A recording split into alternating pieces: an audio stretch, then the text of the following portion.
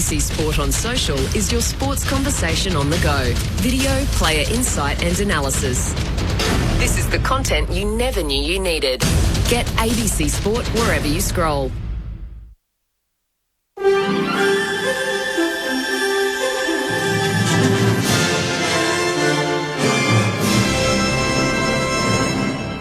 ABC News with Miriam McDonald. Good afternoon.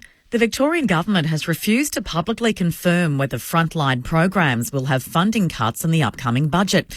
The opposition says analysis by the Parliamentary Budget Office has identified 122 programs worth more than $3 billion that will be discontinued if they don't receive additional funding. Programs likely to be impacted include outside school hours care, New Victorian Parents, hazardous waste management, Jobs for Victoria and part of the National Disability Insurance Scheme. Assistant Treasurer Danny Pearson says it's a matter for the Treasurer. We've been really clear with the Victorian community that this will be a difficult budget, it will be a tough budget.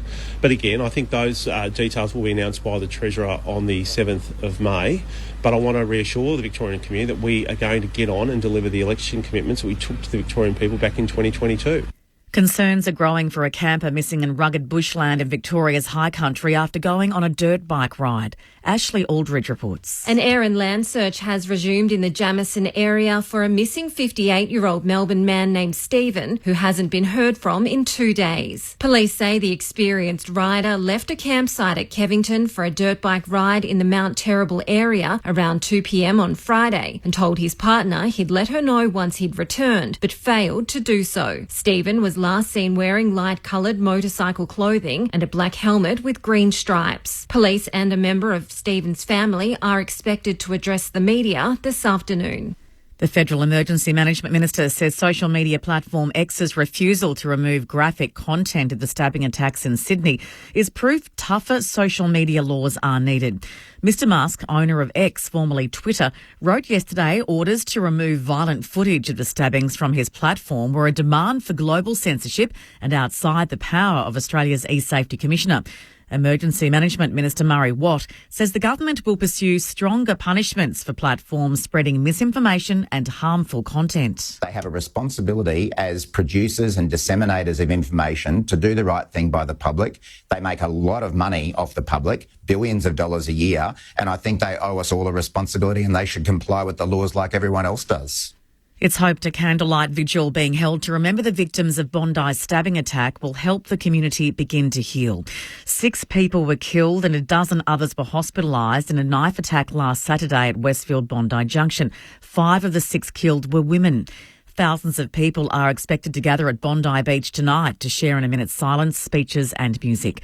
Allegra Spender, the federal member for Wentworth, which includes Bondi, says the community needs to mourn and look at how to move forward together. People are saying, we must not let this pass without action, both on mental health but also violence against women. And, women already don't feel safe. We already lose a woman a week to violence from an intimate partner. So already in this community, women know that we are vulnerable. Victoria Police has laid further charges over multi-million-dollar investment frauds allegedly made across a 12-year period. Police allege a man posing an established property developer scammed 26 victims out of a substantial amount of money after falsely claiming it would be used to build townhouses. A 51-year-old Ormond man has been charged with 40 offences, including using a false document and obtain financial advantage by deception. He's been granted bail to appear in court in June. The World Anti-Doping Agency has confirmed that multiple Chinese swimmers tested positive for a banned drug in the lead-up to the Tokyo Olympic Games. Fraser Fife has more. 23 Chinese swimmers tested positive for trimetazidine, which is found in heart medication prior to the COVID-delayed Games in July 2021. The World Anti-Doping Agency accepted China's findings that the banned substance had come about through contamination. In a statement, WADA says there was no concrete basis to challenge the contamination claim, which was supported by the combination of the consistently low concentrations of the drug, as well as several athletes presenting multiple samples which fluctuated between negative and positive. A subsequent investigation around the misreporting of samples concluded there was no evidence of wrongdoing. Swimming Australia has released a brief statement saying it's making inquiries with World Aquatics. To the weather now. For the state, a cool to mild, dry and mostly sunny day across the state, remaining partly cloudy over the southern coasts. For Melbourne, cloud clearing to a mostly sunny afternoon with a top today of 17 degrees. Tomorrow, sunny 22, mostly sunny on Tuesday 23, Wednesday a shower or two and 17. Right now in Melbourne, it's 15 degrees. ABC News. Here's my top footy tip for the season. You can get your games live and ad-free on the ABC Listen app. I know, right? AFL, NRL, men's, women's. Whatever footy you're after, we've got you covered. Every goal, try, mark and tackle. Called by ABC Sports expert commentary team. Game, set, bingo. This season on the home of 100% pure footy. The ABC Listen app. ABC Sport. This is AFL Sunday with Matt Clinch and Cameron Lee. AFL Sunday on radio. ABC Sport Digital Radio. And take us with you on the ABC Listen app. Look for the AFL button. The Harley hype is real. If you didn't find your way to the Western Derby last night, you'll be hearing all about this 19-year-old number one draft pick in just his sixth game as he led the way in a Derby boilover. From right half forward, centres the kick. Big fly, Reid! He came from the side and drags in a beauty. Harley's revving up the fans this evening. Just listen to the crowd here at Burst Stadium. They rose as he did. The number one draft pick, looking for his third. He flexes the muscles, just like the Eagles are doing. While Geelong shone in the West against the Brisbane Lions, the only unbeaten side after round 6 of the AFL to sit on top of the AFL ladder. The Cats have proven that they are indeed the real deal in 2024. 6-0. 6 of the best for the Cats to start 2024. And there's a huge question mark growing over the heads of last year's runners-up. The Lions have won only 2 from 6. Geelong win it by 26 points in the wet in Brisbane. A Blues burst in the third quarter with 6 goals in 13 minutes, trailing by 20 points to swing momentum in the game on its head, handing the Giants their first loss of the season. Fantasia cruising through the 50, darts the kick infield, Curnow with his boost lasers. Oh, that is brilliant. Oh, that is Charlie Curnow at his very best. He picks it up off his toes, turns in an instant, kicks his third, and Carlton are out by 11 points. And that's without even mentioning Collingwood. Don't worry, Pies fans. Magpies coming back from 31 points down to dismantle Port Adelaide by 42 points. The reigning premiers with their third win on the trot. But his hand pass picked off, and they're streaming away downhill. Lipinski thought about the hand pass, just drills it himself. And the celebration is well and truly on. Hello and welcome to AFL Sunday on ABC Sport. Matt Clinch with you. Today it's Sydney and the Gold Coast Suns kicking off proceedings. Coverage available following us, and then North Melbourne and Hawthorn. The desperation of two sides looking for a win in season 2024. It's my great delight to say the Coleman medalist Charlie Curnow, he will join us from the Blues after their big win over the Giants yesterday. Geelong Premiership captain, 3-time Premiership player Cameron Ling is with me as he is every Sunday. Welcome to you, Lingy. What a weekend. Hard to work out what was the biggest talking point after a thrilling Saturday of footy. Oh, good afternoon, Clinchy. Yeah, brilliant footy all around, and I can't wait to talk with Charlie Curnow. And that was a terrific result from the Blues, but I got to go with the black and white stripes for me, Clinchy, as the biggest one, because they are the reigning premiers and because their season so far has been spluttering a little bit. And I dare say in the first quarter, even Collingwood fans would have started thinking, what the hell is going on?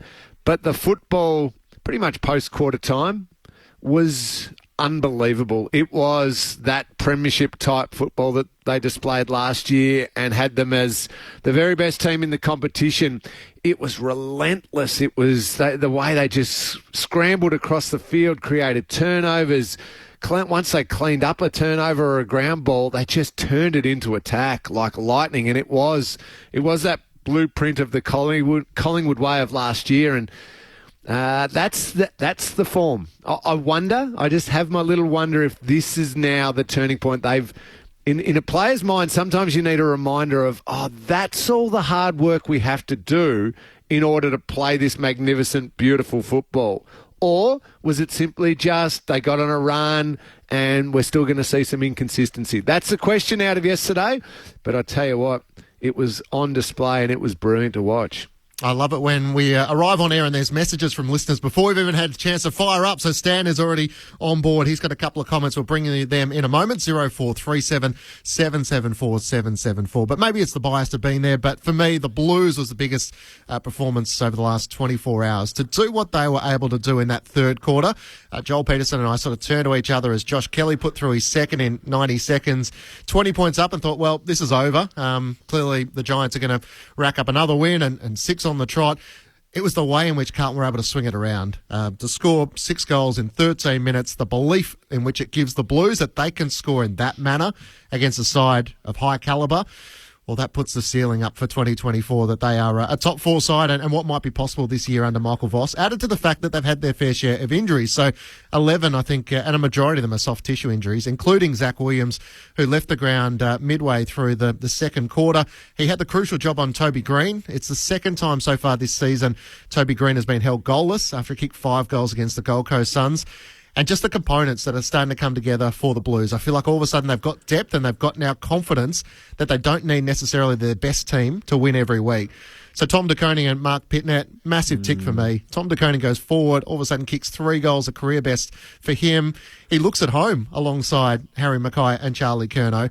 And the other part for me is I think on a certain match day, he maybe could drop into the defensive 50. It's a role in which we're seeing Charlie Curnow do at the moment. But I think once the Blues recognise Tom De Koning's pure strength, then he'll be able to support the defence even better. But it was Sam Walsh and Patrick Cripps. When those two are firing, Lingy, anything is possible for Carlton. And we struggle to separate them, who got the 3 and the 2 in the ABC Football of the Year. Nathan Burke had the tough task. In the end, I think he went with sort of his gut and the numbers, which went the way of Patrick Cripps. But Sam Walsh in his second game back, what a return. Yeah, brilliant player. I mean, professional. He just fronts up and is ready to go. You're right. When you look at that game and you think, okay, Sam Taylor's out for the Giants, how can we take advantage of this? Well, we've got Charlie Curnow and Harry up there. We've got Tom De Koning who can float forward and play in the ruck as well. We need to dominate the middle of the ground. We need to, if we can own the middle of the ground, we can take over the stoppages through the midfield and get that supply there. We can take advantage of that. And that's exactly what Carlton did. I remember a couple of weeks ago working at the Port Adelaide game thinking, out of all the midfields in the competition, is Rosie, Butters, Horne-Francis, and then Willem Drew probably is the 4th, the best midfield right now in the competition? And then I can't help but go to Carlton and think, okay, actually, is it Cripps, Walsh, Chera, Hewitt, Kennedy? Do they go a little bit deeper? Now, I'm sure other teams, supporters are listening right now and saying, oh, yeah, but hang on, what about Collingwood? They won the premiership last year. What about Brisbane? All that. I just wonder I think it's those 2 teams with the 2 best midfields. The Giants have got a fair say on it as well when Canelio's part of it with Kelly and Tom Green, definitely. But that Carlton midfield now together and playing gives that forward line so many good looks at the footy. They dominated the contested possessions, Carlton, and just took over the game. Brilliant footy. They are certainly the real deal, real contenders. They let one slip last week against the Crows. They shouldn't have. But they are definitely real premiership contenders. But so are their old rivals, the Black and White Army. Clinchy, that was a return. So I know the fierce suburban rivalry of Carlton and Collingwood. I think we saw both teams on display yesterday just saying, hey, we're going to be right there at the pointy end of the season come September. So we want to hear from you, 0437 774 774. What do you feel like has been the best result from the weekend? And we always like to start our program with a standout performance. So 0437 774 774 if you want to throw yours to ours. I'm a little surprised neither of us have jumped on Harley Reid, but then again, everyone in WA will be. So 37-point winners, the West Coast Eagles over the Fremantle Dockers. Geelong by 26 over the Brisbane Lions last night.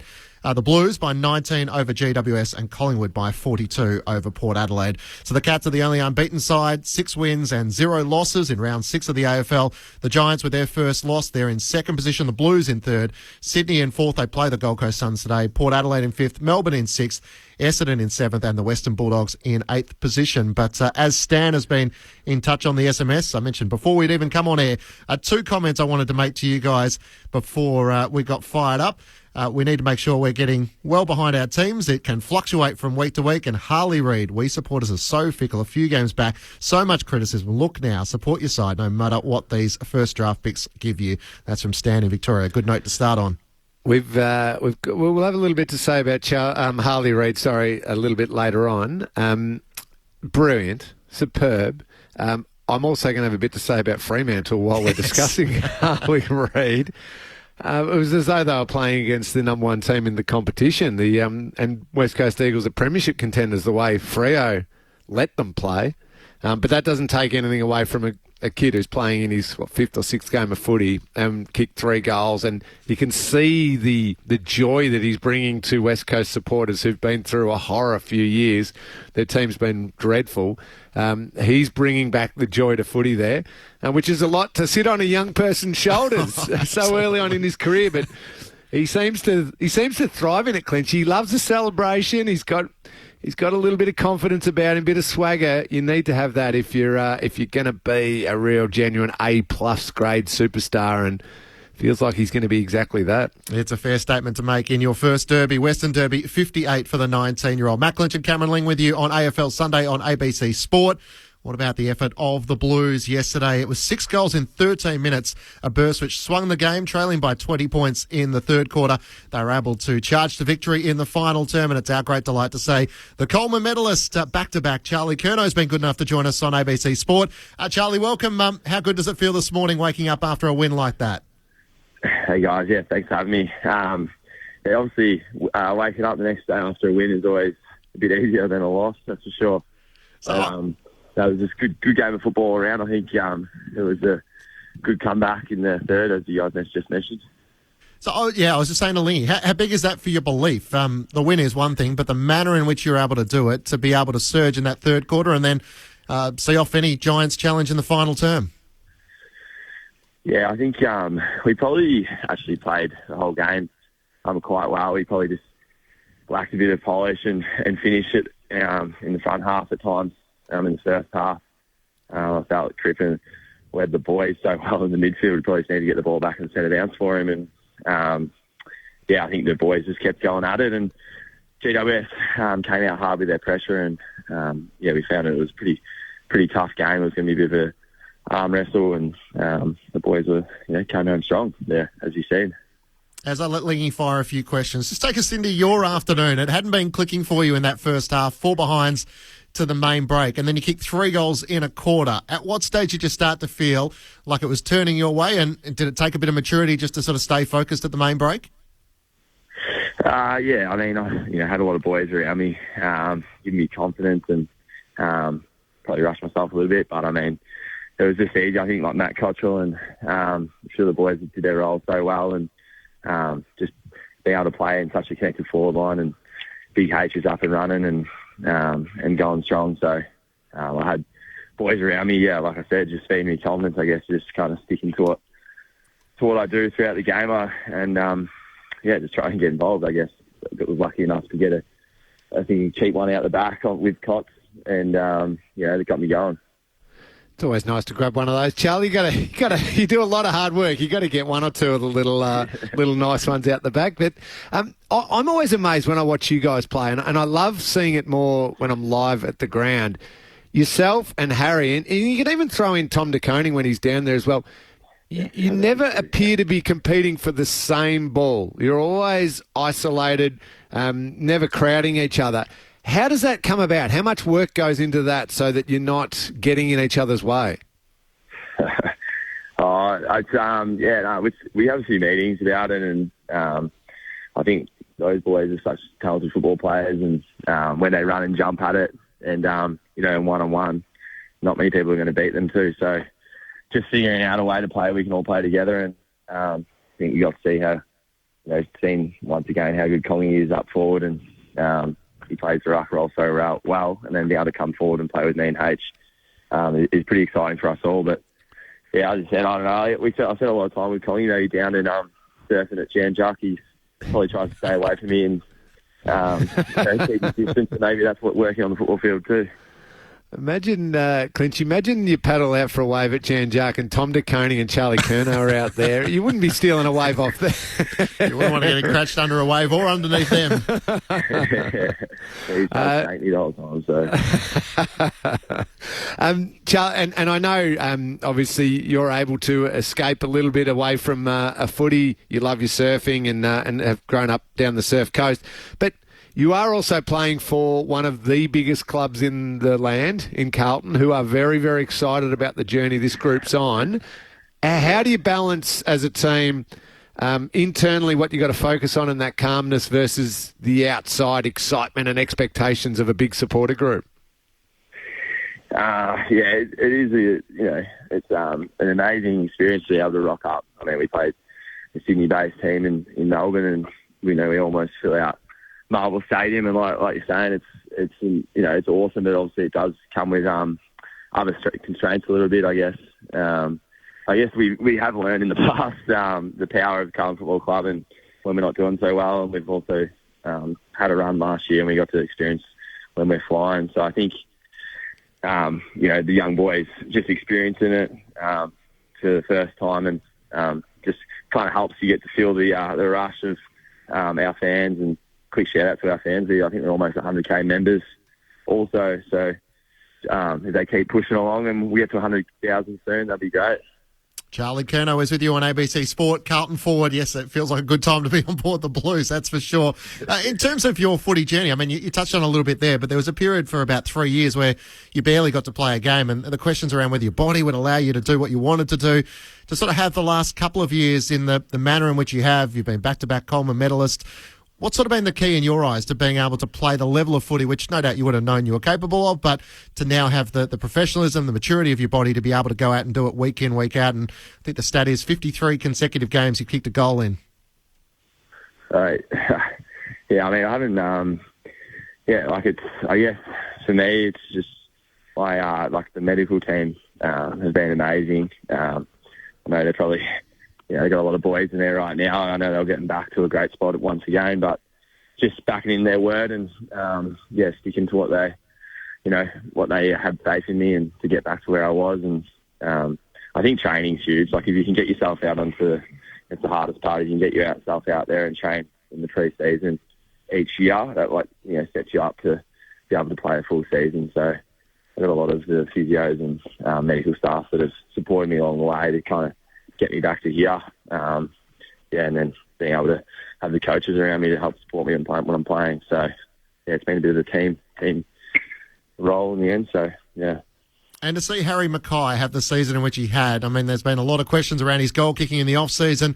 As a fella forward alongside him, what have you seen as the biggest change from Harry? And it felt like his confidence, his contesting marking yesterday was once more back to that sort of level we saw a couple of years ago.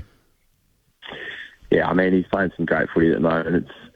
It's awesome to be able to look up the field and roll and kick it to his advantage. So I think, he's just playing with a bit of freedom and really enjoying his football. And everyone goes through moments in their career where they, can have a bit of a tough patch, and he's just come out of it so strongly, and all the boys are getting that much energy off him. So we'll just keep rolling. Charlie, I know you look only 1 week at a time, and I get that and I understand that, but us footy fans, we do start forecasting ahead. You've just knocked off the Giants, who were undefeated. The run after that is the Cats at the G, the Pies on a Friday night at the G, the Demons on a Thursday night at the G, and then the Swans on a Friday night at the SCG. 4 massive marquee games. I mean, as a group, without looking too far ahead, is that real test of, okay, let's build our belief. How good are we? Is there any of that starts coming in going, okay, I know this next month is really going to test us as a group? Yeah, I mean, it's a great challenge, isn't it? Like, I think, and you know what it's like, Lee, when you look ahead and, see a lot of games at the MCG against big clubs, you get pretty excited. So I think the boys are just going to be pumped to get back to actually the MCG, really. I think we've been playing at Marvel a few times, which was great also there. That I know the guys are excited to get the fans, the Carlton fans back to the MCG and, exactly what you said, put our game to the test and, hopefully challenge the best sides out there. And Charlie, Sam Walsh's return, I mean, goodness me, the way in which he played in the midfield alongside Patrick Cripps. And I guess the question around playing the two rucks, Mark Pitnet yesterday was so impressive in some of those centre clearances in that third quarter. Yeah, the guys are amazing, like I said. I know how good Walshy and Cripper, he's been itching on the sidelines for a long time. I think the medical team did a great job and brought him back at the right time perfectly. He just kind of flew into our team and one of the main roles I'm loving actually is Georgie Hewitt. I think he's doing such a great job in there. I know he's such a tough competitor, ripping bloke, he's just working with working with Cripper and Walshy so well. They were great yesterday actually. And Matthew Kennedy played his 100th game yesterday. He looks like he's a popular player amongst the Blues faithful. A nice little presentation as well for him in the club rooms afterwards. Yeah, he was good. He was pretty fired up.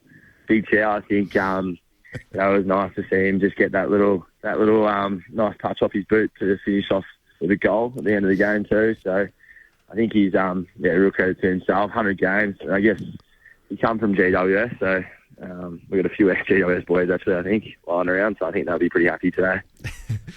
Just finally, Charlie, given the nature of the way in which your season finished last year, the close finish against Brisbane, are you sort of coming into this season, you're 5-1, so I mean it's an incredibly good start. But are you now starting to believe that you're one of the best sides in the competition?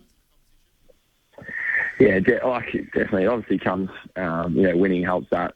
That's for sure. But I think the amount of work Crip and Bossy have kind of done in making sure the boys, actually do believe. But I guess, like I said, it does come off the back of winning. And this next month's going to be an exciting month of footy ahead to really challenge our game, like I said before. So we can't wait. Charlie, before we let you get on with the rest of your Sunday, I just want to give you a quick report. It's a clean 2 foot with a light offshore breeze down at Jark. It's only a rating of 3 out of 10 according to the website, so probably don't bother today, mate. Just put the feet up.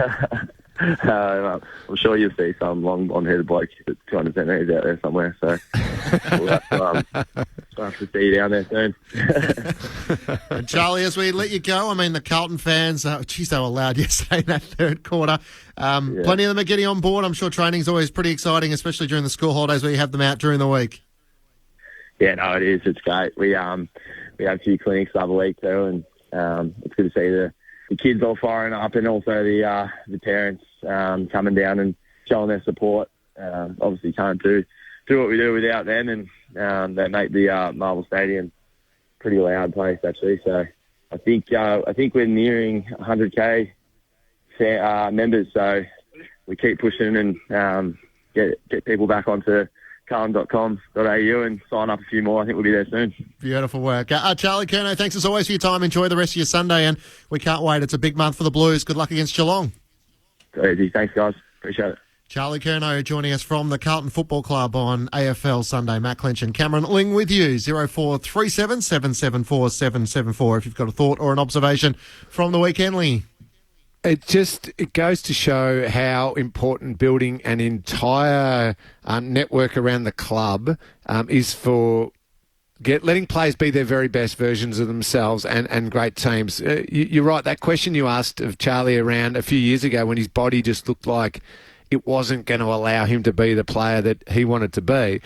The importance of a really good medical team, a really good fitness team working hand in hand with a coach and who's leading that whole department and not rushing a player, letting them build a player's body back up. Watching Charlie Curnow run around now is just a delight. I mean, is there a better athlete in the AFL than him for his size, athleticism, leap, everything he can do? That ground level pickup for a snap yesterday was superb. And that body has been rebuilt through clearly a really great team at the Blues, support team, medical team and fitness team. And now we're seeing the best versions of him and have done for a couple of years now. So that's when we talk about how you build premiership teams and great players and that, and we think, it's got to be you've got to get the senior coach right. Yes, you do, but you've got to get all these other elements right as well. Quality assistant coaches, great fitness staff, great medical staff, all supporting these players so they can get out on the park and be their very, very best versions. On the SMS 0437 774 774, your thoughts, Mark from Glenroy. With a forward line of Curnow, Mackay and De Koning, throw a Motlop and Martlop. That return is scary for any defence with supply from Cripps, Walsh, Hewitt and a fit Chera to return Gov and Sard. Anything's possible for the Blues boys. Yeah, I feel like there might be a bit of that. Anton, Justin Longmuir should allow someone else to take over his role. Another debacle after last year. His coaching has not improved. We'll get Lingy's thoughts on that. Liv, I'm biased, but the Blues win was better based on the quality of opposition so far this season. And with Taylor Walker... Was Taylor Walker in the back of Sam Draper being an Essendon supporter? I think he was. That was from Pete in Balaclava. We'll get to that a little bit later. Jake Nile is going to join us. But the other big result last night, Lingy, was your Cats. What a win it was for Geelong on the road against the Brisbane Lions. So the Cats, the only unbeaten side remaining after round 6 of the AFL. And it was pretty tough conditions, but it was a classic kind of Geelong win. Brisbane will look back and just the one goal after half-time. It's a bit of a letdown after the big win against Melbourne the week before. Yeah, it was, and it was awful conditions. It just rained and super slippery and one of those dour, hard-fought games. But Geelong just handled the moments better and get a really important win. And, I mean, you think through the middle of the ground, players like Lachie Neale and Dunkley and Berry and McCluggage and that just seemed with big, strong, mature bodies, maybe they should have had the edge on the Cats in that part of the ground when it was... Tanner Bruin and Max Holmes and these Jack Bowes playing through there, along with Paddy Dangerfield, who was a big, strong body as well. But those younger, newer Cats midfielders, they stood up and they got the job done and made the most of some opportunities. And when you think of how the season is now set up and we go through a long war of attrition throughout the season, the Cats at 6-0 can now start making some really proactive decisions through June and July, whereas the Brisbane Lions, who I still think will eventually get rolling a little bit, are now scrambling and they can't make those clever management decisions. They've got to go all out in most games. So, yeah, they're a long way back now, the Lions, and the Cats have set them up beautifully. But we were just talking about Carlton's run. They've got a tough month of football as well, or that was the first of the month. They've got Carlton next week, then Melbourne, then Port Adelaide, another really good team. So their tests are going to keep coming, but they've set themselves up beautifully with a 6-0 start. Tom Stewart probably won't play. I think that was a concussion protocol, so I'm assuming he missed the mandatory 12 days. That's a big blow given they're about to come up against Charlie Curnow and Harry Mackay. But a terrific win last night. Absolutely. The Cats' depth once more on show. Brandon Parfitt was back to his best. Tyson Stengel in the conditions, and no surprise to see Graham Myers and Brad Close playing such a pivotal role. Here was the Brisbane Lions coach Chris Fagan on his assessment last night. We exaggerate where teams are on the ladder at this point of time in the year. I don't know whether you've done this exercise, but go and have a look at the ladder after 13 rounds last year. Swans and the Giants had won 5 games and Carlton had won 4.5. 2 of those teams made it through to a prelim final. So we're 2-4. It doesn't look good, but there's a lot of this season to go. So, and I've got strong belief in our group. We haven't put in any disastrous performances. We just have found ways to lose. Chris Fagan providing the history lesson. They have the Giants next Thursday night, the second of the Anzac Day matches. So no Sam Taylor, no Steve Coniglio. The Giants suffering their first loss. All of a sudden that becomes such a big game, Lee.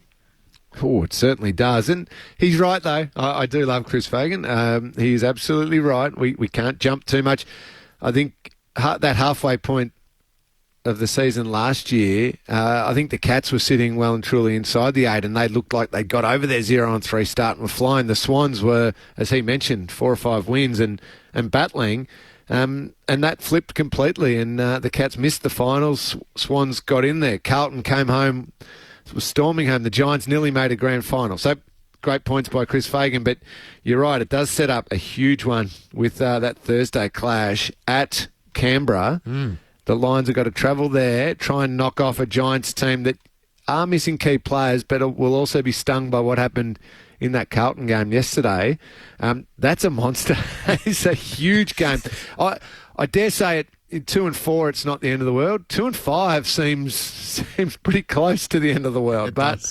But again, Chris Fagan's comments do stand. A lot can happen between now and the end of the season. On the SMS 0437 774 774, Carlton's form since mid-season last year is unchallenged. The 3 losses were all close games, and thought the West Coast Eagles were over the top with their pre-season expectations of Harley Reid.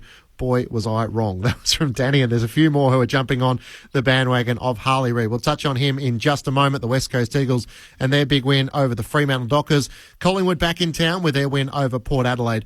The chief footy writer for the Age newspaper in Melbourne, Jake Nile, is about to join us. Great to have your company on ABC Sport for AFL Sunday.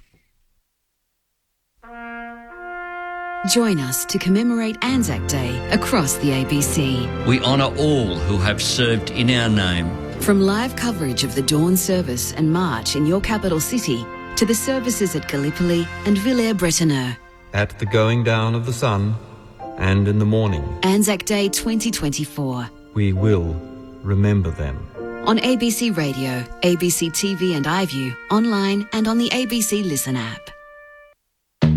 This is AFL Sunday with Matt Clinch, Cameron Lynn and Jake Nile. On your radio, ABC Sport Digital. And on the ABC Listen app.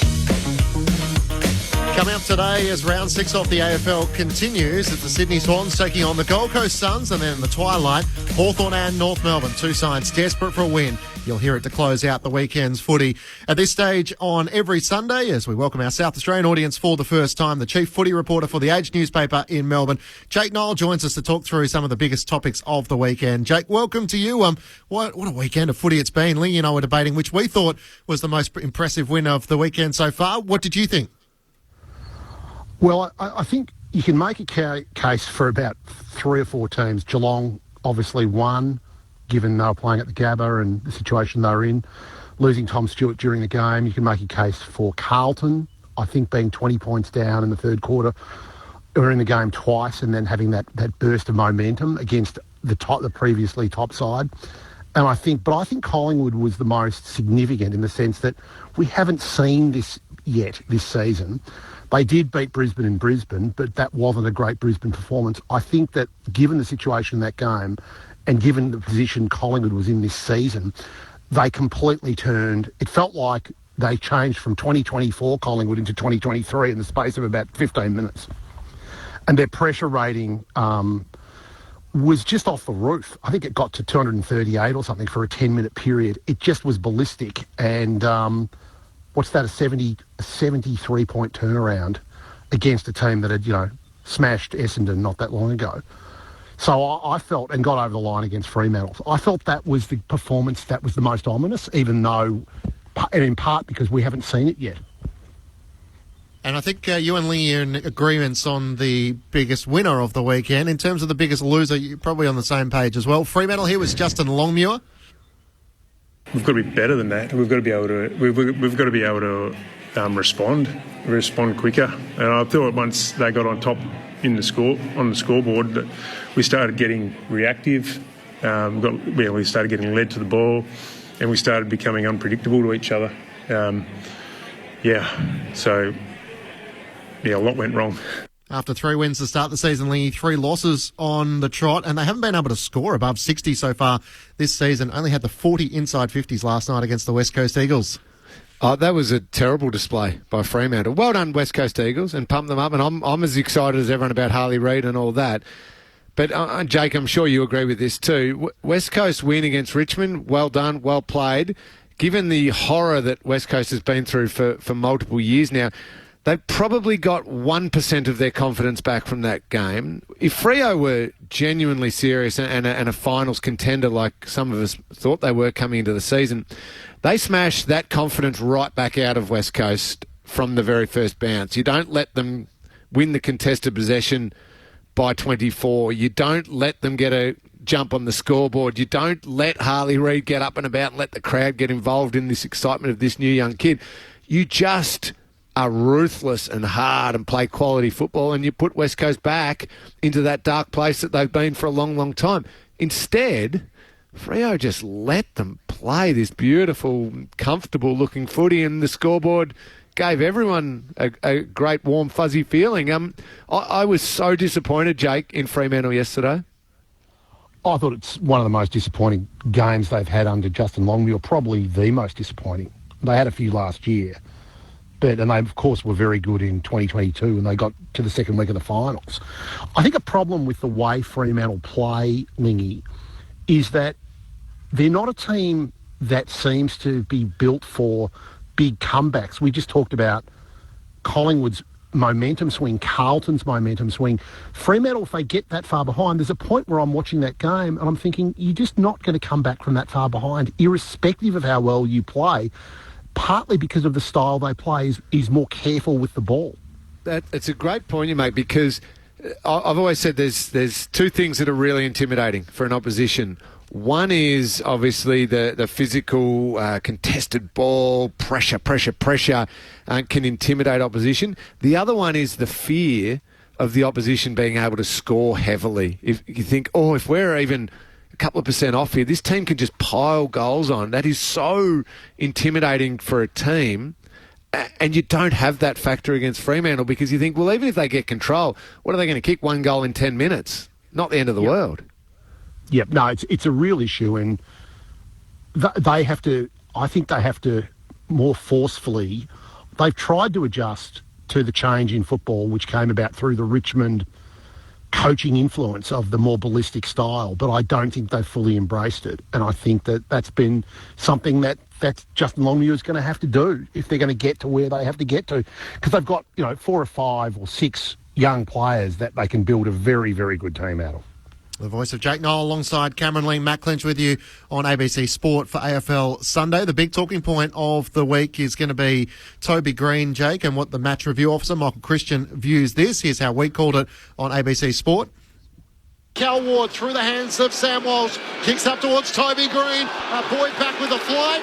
And Green gave away a free kick, although it's always interesting when a player is going back with a flight as to how the umpires view it, and a few of the Carlton players come in to remonstrate. Still that I've got hold of is that he's not making an attempt to mark the ball.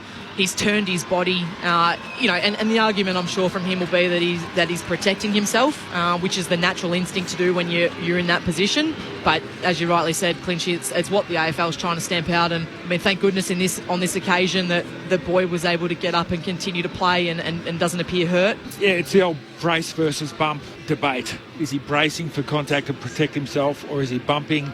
He does make some significant contact with the ball that sort of shoots back in the other direction. So did he get the ball first? But one thing he won't be able to rely on is the Charlie Cameron good guy tax. He won't be anything in that. He's allowed to contest the ball, isn't he? Yeah, well, that's the thing. He's allowed to launch at the ball. He's allowed to go for a mark, I think. Yep. And if you're running and launching at the ball and you've got your eyes for the ball, you're trying to take a chest mark and you get knocked.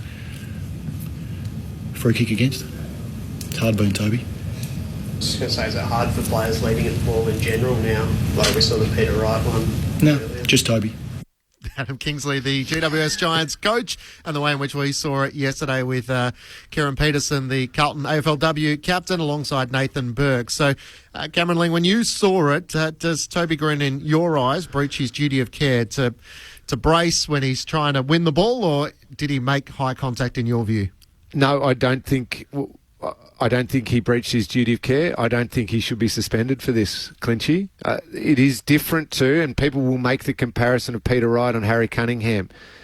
Peter Wright got there probably only half a second late, but Cunningham had hands on ball, or was arriving there, and Wright was a bit later and turned and got the 4 weeks done.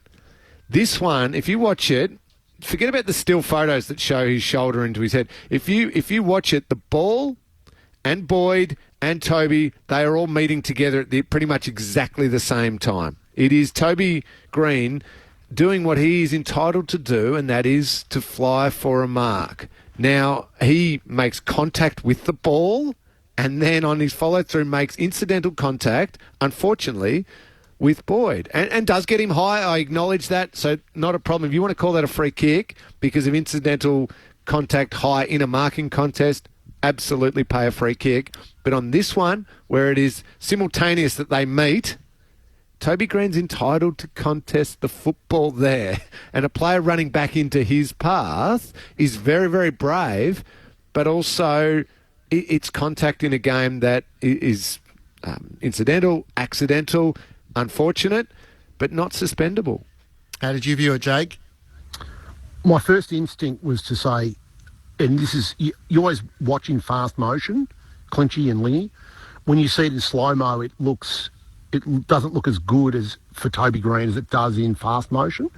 My impulse was, is that reportable or is it not? It wasn't, that's Weeks. So it was at that boundary. But I would say this, running with the flight by Boyd is the biggest mitigating factor for Toby Green.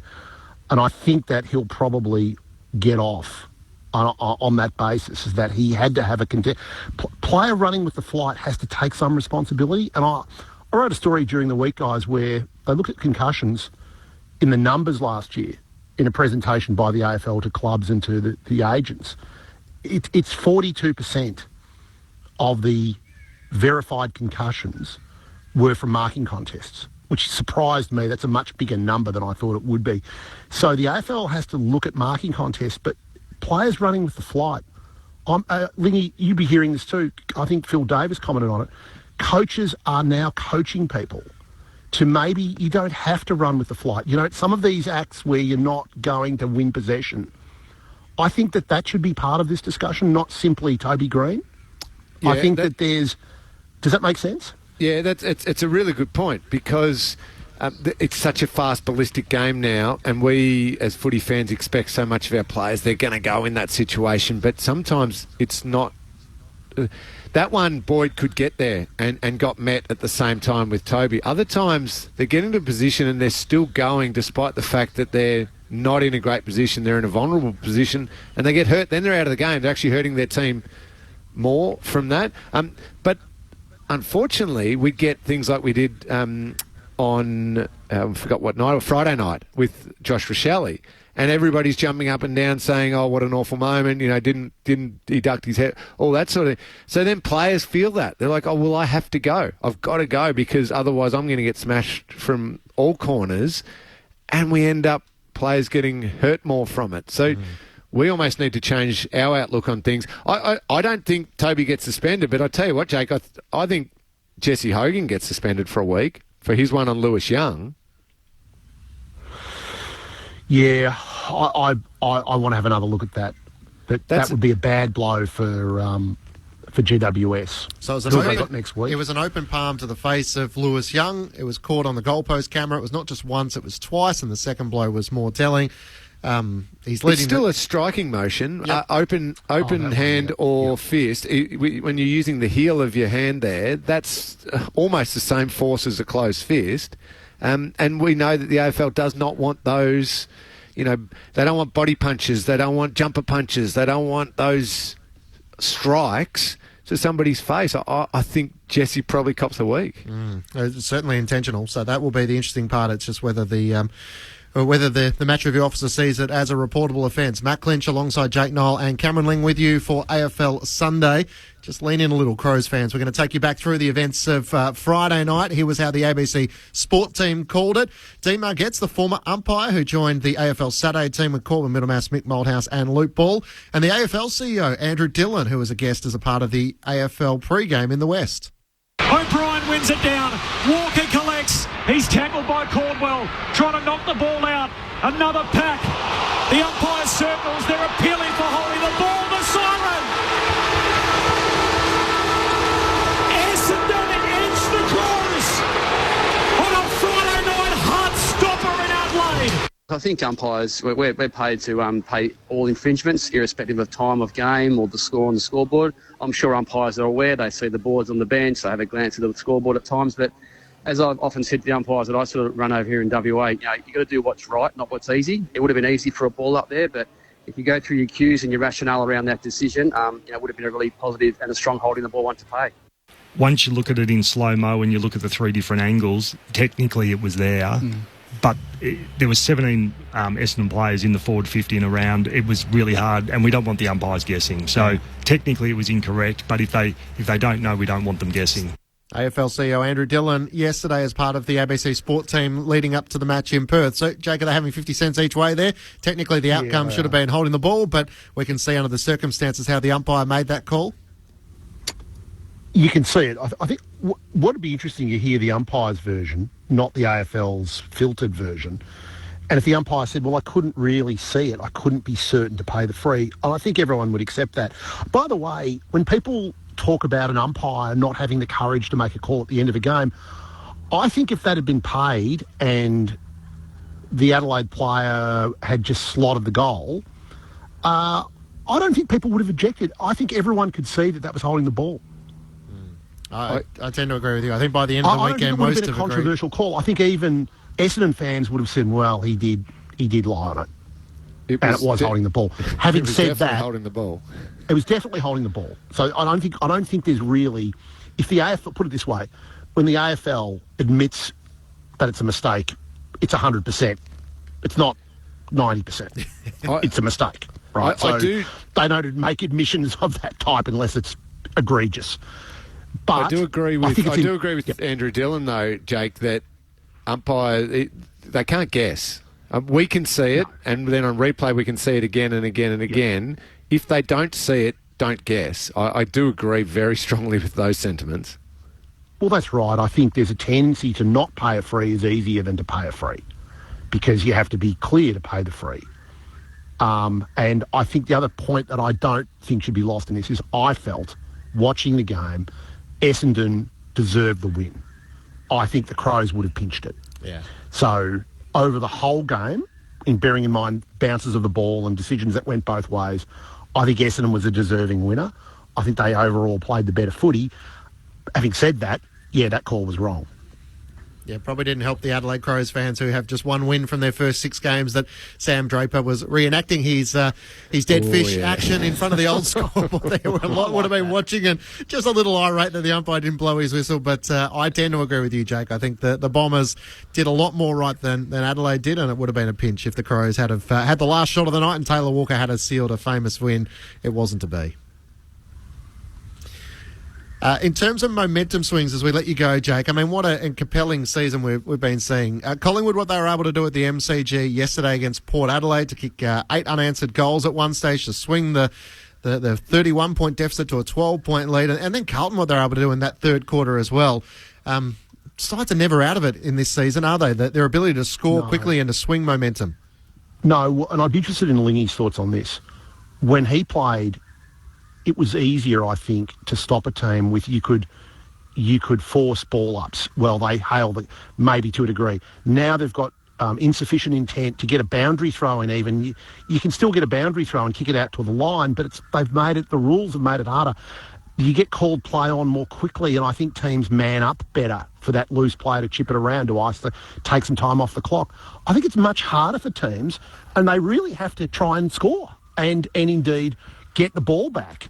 And I think it's great for the game, but it is very interesting that Port Adelaide and the Giants, the teams that are good sides, particularly the Giants, couldn't arrest the momentum, bearing in mind Carlton's momentum and to a degree Collingwood's came out of the centre bounce. And if you get centre bounce clearances, what was Carlton, 22-8? Like that's with Cripps and Walsh going berserk. I think that's very, very hard to stop.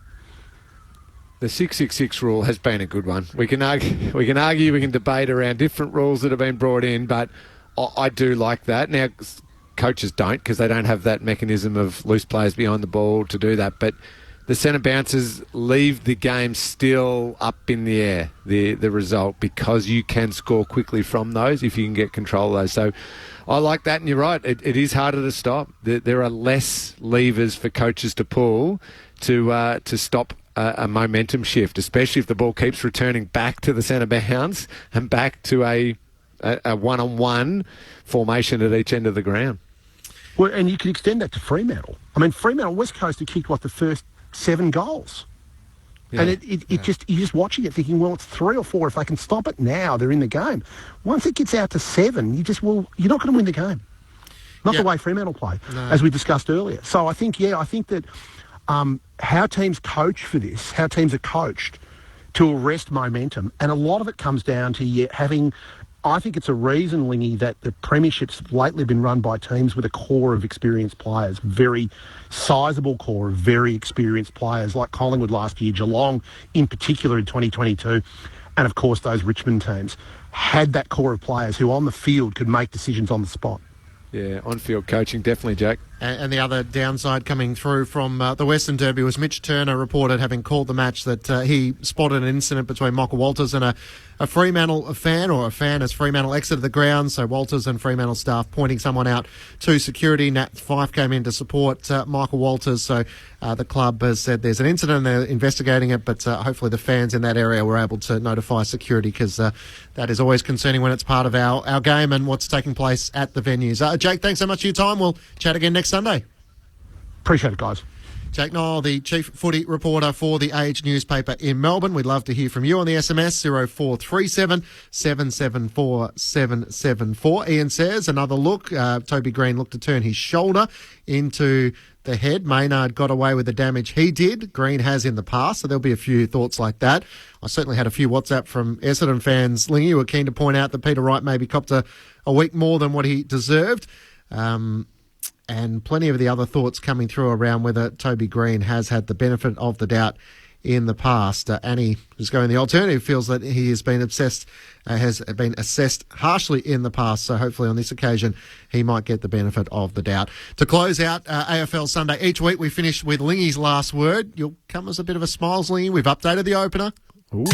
Ladies and gentlemen, we now have much pleasure in inviting 1963 Geelong Premiership player Doug Wade to present the Premiership Cup to Cameron Ling and the Geelong Football Club. Dane Swan, toughest opponent. Probably Cameron Ling. Ben Cousins, toughest opponent. Cameron Ling. And we'll add to it each week as they claim Cameron Ling as the toughest opponent they played against. Oh, thank you, Swanee, and thank you, Cuz. He was brilliant on the front bar the other night. Well done. He was looking really well, which was great to see. What a player Ben Cousins was. My last word, it goes to the last game of this round, Clinchy.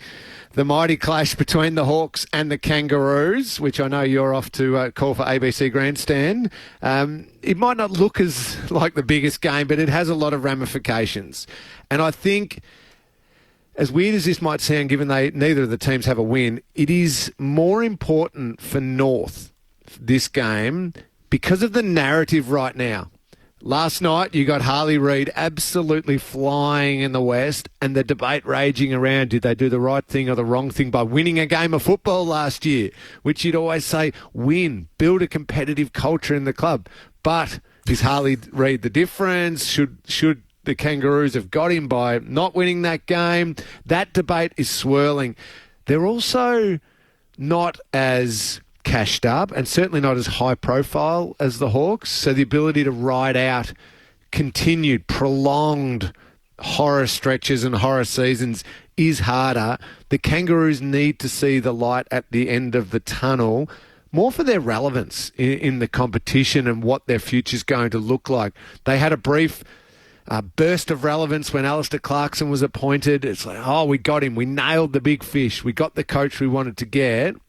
And then the results just aren't coming at all yet. They need to see those little wins on the journey. Larky's a beauty, and Davies Uniacke's a beauty, and all of this, and Wardlaw, who's not playing, is a beauty. But the wins need to come, and you don't get too many chances against teams who are level with you as far as their development phase. So I think it's bigger for North today. They've got to win. The Hawks desperately want the win as well. But I think they can ride out a little bit more than what the Kangaroos can. Yeah, I tend to agree with you. By hook or by crook, North just have to find a way to win. Nick Larkey plays his 100th game. They bring back in Cam Zurhaar. Both sides have had challenges in their midfield. Jack Gunston's back for the Hawks. They celebrated their Hall of Fame during the week. And Sam Mitchell said it was a little odd sort of addressing the masses when you're getting honoured, but your team is winless so far this season. And both are feeling the pressure. But, North Melbourne, they need a response, don't they? They need something off the back of pretty convincing losses against Geelong and the Brisbane Lions. If there's anything in the tank, they've got to fire it today. Who do you think wins? Do you think North win? Yeah, I've tipped them just, but with no confidence. But you're right. So you mentioned the two teams they've played, Geelong and Brisbane. You go, well, of course, they're not going to win those. So why are we jumping up and down? Well, we're not jumping up and down. It's more that the manner in which they lost, certainly against Geelong, I thought they just gave nothing last week, was pretty poor, but understandable. Playing at Geelong's ground against a top team in the competition, more mature team. But now they shift to a team, playing a team that they've got a genuine chance against. They're the wins you have to clock up just to build belief and take a little bit of that pressure off. I think they can, Clinchy, but yeah, not zero confidence in either team to really jump up and grab it, especially with what we saw last week from both teams. So it'll be an intriguing watch, not necessarily the greatest game of footy to watch, but an intriguing watch. We'll close out the round later on today for North Melbourne and Hawthorn. Thank you, Lingy. Look forward to doing it again next Sunday. Thank you, Clinchy. Have a great day. Enjoy the rest of the weekend, everyone. Coming up next, it's Sydney and the Gold Coast Suns from the SCG. To our commentary team, Brett Sprigg, Daniel Garb, Alicia Eva and Callum Sinclair. There's no late changes with Braden Campbell and David Swallow, the subs. We'll chat to you from Docklands this afternoon, the Battle of the Cellar Dwellers.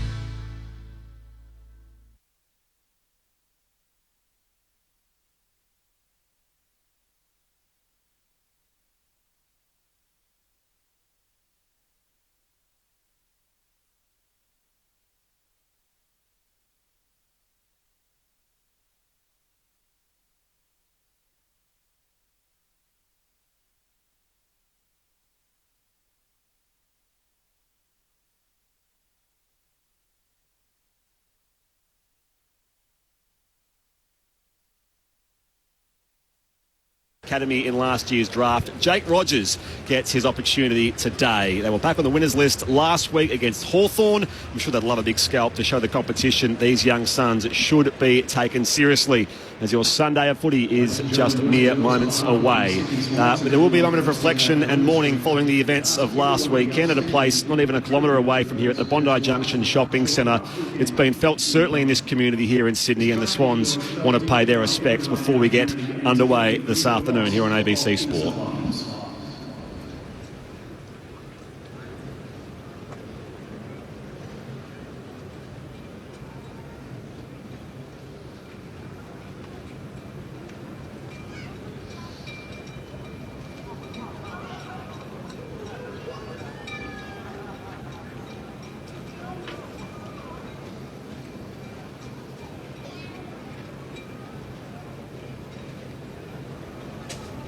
Our thoughts are with the families of those killed and injured, and the first responders and members of the community whose extraordinary acts of bravery are truly remarkable. To the family and close friends of Ashley Good who are here with us today at the SCG, we are here for you. The AFL community is united in extending its heartfelt condolences to everyone who has been affected. Please pause for a moment as we pay our respects.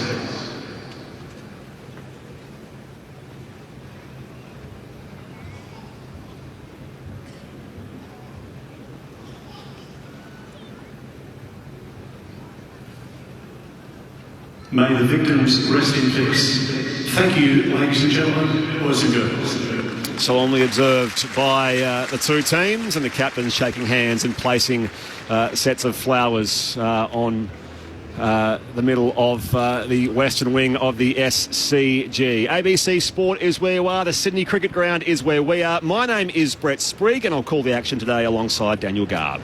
Thank you, Spriggy. Yeah, touching moment to get things underway, and anyone who lives nearby, you can understand how they would be directly affected by what transpired tragically in Bondi Junction. The Swans, obviously, this is their backyard, as John Longmire said recently. Looking forward to this game, though. A big game for Sydney, who have been just a little bit off the mark in the two games before the bye. The Suns love this ground. They won 4 of their 9 visits to the SCG, and I just think they might give Sydney a little scare today. Looking forward to it. Team news here, no late changes. Sam Wicks for the Swans. It's his first game since round 2, which was week 3. He's in at the expense of Caleb Mitchell, who was the sub last start against West Coast before the bye. Today's sub is Braden Campbell, and they'll celebrate Brodie Grundy's 200th AFL game, so a significant milestone for the former Magpie, Demon and 2-time All-Australian. The Gold Coast Suns, I mentioned the debut for Jake Rogers. Malcolm Rosas out with a hamstring. competition. A sub for the third straight week is their former skipper, David Swallow.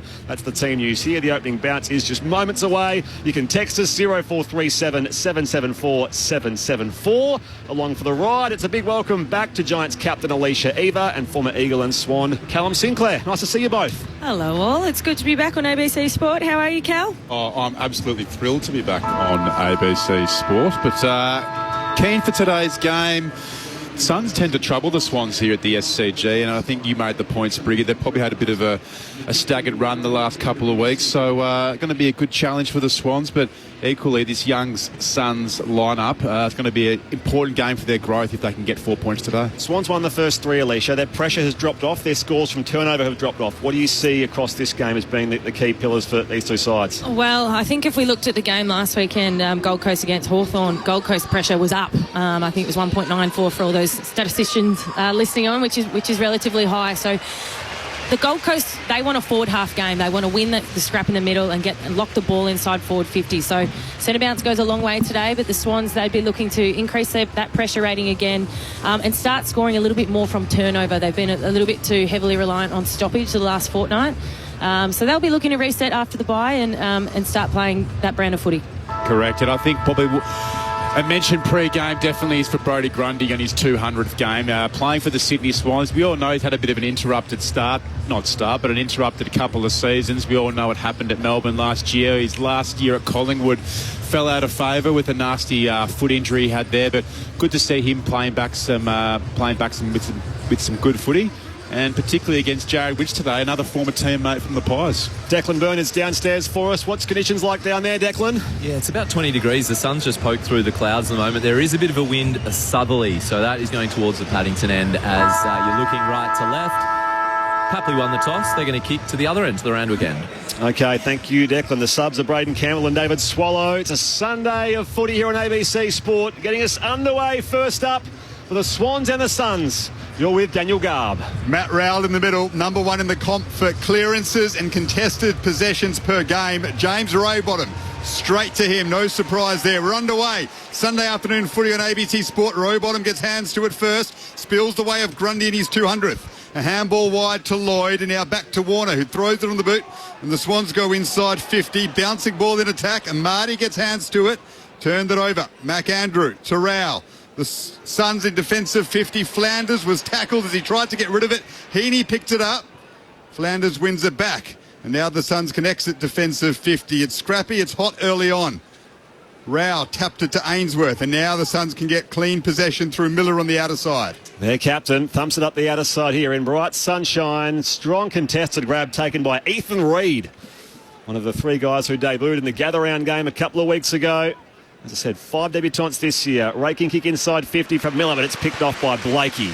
Coming across in the left back pocket for the Swans. No score inside the opening 60 seconds. Blakey goes short to Heaney. He's getting hands on it early, as he has done all season, Isaac Heaney. At centre-half back. Drives the Swans up the corridor. Great kick. And hits the chest of Taylor Adams in his second game for Sydney. The handball to Goulden. Inside attacking 50, Amati leaps and marks. Clean from the Swans out of their back half. And Amati will kick from 30 out directly in front. You called it, Cal. Isaac Heaney, his kick through the middle of the ground. He lowered his eyes. He was very patient. He didn't want to just blast it to a shallow entry shallow entry inside 50 because Macandrew, we know what he's been like in the air. So just clever ball use by Isaac Heaney. Can't remember who he kicked it to, but to just lower the eyes and then find a lead up in Amati. Very clever ball use by the Swans. It was to Adams and then Goulden. Now it's with Amati. Searching for the first of the game. He's kicked 2 goals in each of his last 3 games. And he's got the first for Sydney in the first of the afternoon at the SCG. The Swans 1 straight 6. Gold Coast yet to score. We've gone 2 minutes. It's going to be interesting with Isaac Heaney and who's got the job of him. It kind of seems like Took Miller and Isaac are going head-to-head. In that passage of play we just spoke about there, Isaac Heaney was standing in the middle of the ground literally for about 15 seconds with no one manning up. It took Miller was a little bit slow to react. He's definitely not the kind of player that, particularly with his form this season, guys, of not giving him too much attention early. So it'd be interesting to see if Took Miller can be accountable. It seems like Noah Anderson's probably going to man up to him now at this end of bounce. On ABC Sport, Callum Sinclair, Alicia Eva, your experts for the first of our 2 Sunday games. Coming up later on at Docklands, North Melbourne and Hawthorn. 18th versus 17th. One team has to win that one. Swans v Suns. Back underway in the middle here. Grundy wins it down. That's true, yeah. Jordan lays off the hand pass. Worked away here. Warner, Heaney involved as well. Comes wide to Rowbottom. Goes inside. Forward 50 and Grundy controls a simple chest mark. 45 out directly in front. Just how clean they are at ground level. Did you see Brodie Grundy's little video during the week commemorating his 200th game, where he plays every character in this sketch? Odd. Odd. Is there something baked into the contract that as if you're a Sydney Swans ruckman, you have to be an eccentric goofball? Yeah, well, whatever pays the bills, Spriggy. Grundy will kick from 52 out. The drop punt on its way. It's right to the line. It may have just carried. That'll be a dream start for his 200th. They'll check it though upstairs, because why wouldn't they? Well, the poor goal umpire was felled in that contest. So I reckon I'm pretty certain from here it carried the line. But didn't get a clean look at it. They don't appear too convinced either way, do they, here? Well, you can't see the ball with the red of the Sydney Swan supporters in the background. Yes, Sam Collins, who's right on the line there, trying to get a hand to it. He's just touched it as it's in line with the... Yeah, so there you go. It will be a minor score. 1-1-7 the Swans. The Gold Coast Suns are yet to score. 4.5 played the opening term at the SCG. You're with ABC Sport. And that's how Brodie Grundy, can expose Jared Witts in this game, is pushing really hard forward. Witts is obviously a great ruckman, but he can be questioned a little bit defensively. I think Brodie's a bit more mobile, so if he continues to do that, make Wittsy accountable forward of the ball. Swans on top early. Powell goes short to Sam Flanders, who's been a half forward for most of his career, now playing in the back line under Damien Hardwick. From the left back pocket, he goes up to the wing. Flying is McCartan, couldn't quite take the mark. He's won a free kick in the contest. It's on McCartan, up against Ben King. Had the quick hands to Blakey. The umpire said, can't do that. In fact, it's Brodie Grundy's free kick. So Grundy will send the Swans into attack for their 4th inside 50. Looking for the lead of McDonald. Well punched away from him. Fiorini got hands to it. Thomas Berry went for the quick hands to Mac Andrew, but gave it up. Rowell is well tackled by Taylor Adams. They will swoop on Rowell this afternoon. Umpire lets play go on. Adams extracted it from the contest. Quick kick inside 50. Mac Andrews able to mark. Didn't go the 15 though. So he's well tackled by Amadi. We'll have a ball up inside 50 for the Swans. A little bit scrappy early on. Sydney 1-1-7. Suns yet to score. Up it goes. Grundy competes with Witts. Coming through Powell. He was felled. Comes beyond defensive 50 here for the Gold Coast Suns. Picked off by Florent. Lays off the hand pass back to Fox. And now Rowbottom as well. Across the defensive or attacking side of the square. It's with Errol Goulden. Seth, what you call this? 4-year contract recently. Errol Goulden goes inside 50. And why not? Because he finds Putley leading up from the pocket. Easy as you like. The Swans going inside 50. You can tell they're going to be really, really patient today, and they want to find a lead up. They do not want to put it in with any height, because Mac Andrews just dropping off and he's looking to chop out in the air. So the last 4 inside 50s, they're being really patient, lowering their eyes and making sure that's a low, flat pass. Tom Putley's had a slower start to the year. Outside of his 4 goals against the Bombers a few weeks back, he was goalless against West Coast in Gather Round. He connects from 35 here, makes the goal umpire work, but the Swans have their second. 2-1-13 Sydney. Gold Coast yet to score. 6.5 played the opening term on ABC Sport. You're with Callum Sinclair and Alicia Eva. No, you're spot on. They're worth their weight in gold. Players like Errol Goulden, Chad Warner and Isaac Heaney, particularly this year. Just their foot skills going inside 50. It's just, teams are so good defensively with cutting these off, but if you've got those spearheads like Errol Goulden being able to do that, it just absolutely cuts you up. I think with the Gold Coast Suns at the moment, they just can't actually move the ball. But to be honest, they actually can't get their hands on it. I don't think they've had a passage of play, free-flowing passage of play yet, particularly with the ball stuck deep. The Swans are just setting up behind the ball beautifully. I think they've had about 3 or 4 repeat inside 50s already. The Swans with the early jump on Sunday afternoon footy on ABC Sport. 2-1-13. Gold Coast yet to score.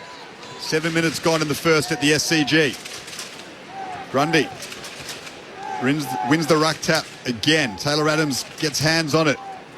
Back to Fox. He'll drive Sydney into attack once more. McDonald underneath it. Andrew worked him under the football smartly. Wicks is on the ground now. He puts a strong forward 50 tackle on Will Powell. We'll have a ball up just in front of centre-half forward for Sydney. Pressure's been good early by the Swans. Goals to Amati and Papley early on. Grundy wins the hit out. Heaney through traffic. Hand pass picked off though by Witts. He was tackled by Grundy. Ball comes loose. Miller was shut out of it as well by McInerney. They're trying to rebound the football here, the Suns. And now Adams' kick was smothered by Collins.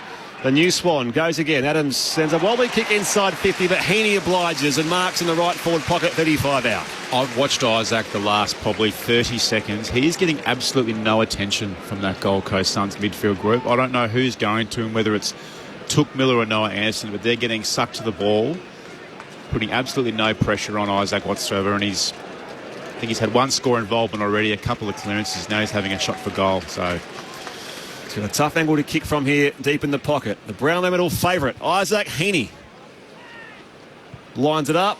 Right behind him as he kicks, straight and true.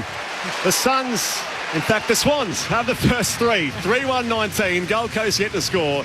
9 gone in the first term on ABC Sport with Callum Sinclair and Alicia Eva. So, Cal, as we watch the runners go out at the moment, do you think the Suns runner might be getting to that midfield group saying, hey, let's tighten up its stoppage, let's pay some more attention to these Swans midfielders and lift our pressure game here? Because it just looks like the Swans are just doing this too easily at the moment. I'd be absolutely staggered if Gold Coast during the week didn't have a preview and discuss the form of Isaac Heaney this year and how damaging he can be. But he's running around at the moment in the first 10 minutes of this game with literally no one on him. I don't see one Gold Coast Suns player put any sort of pressure on him.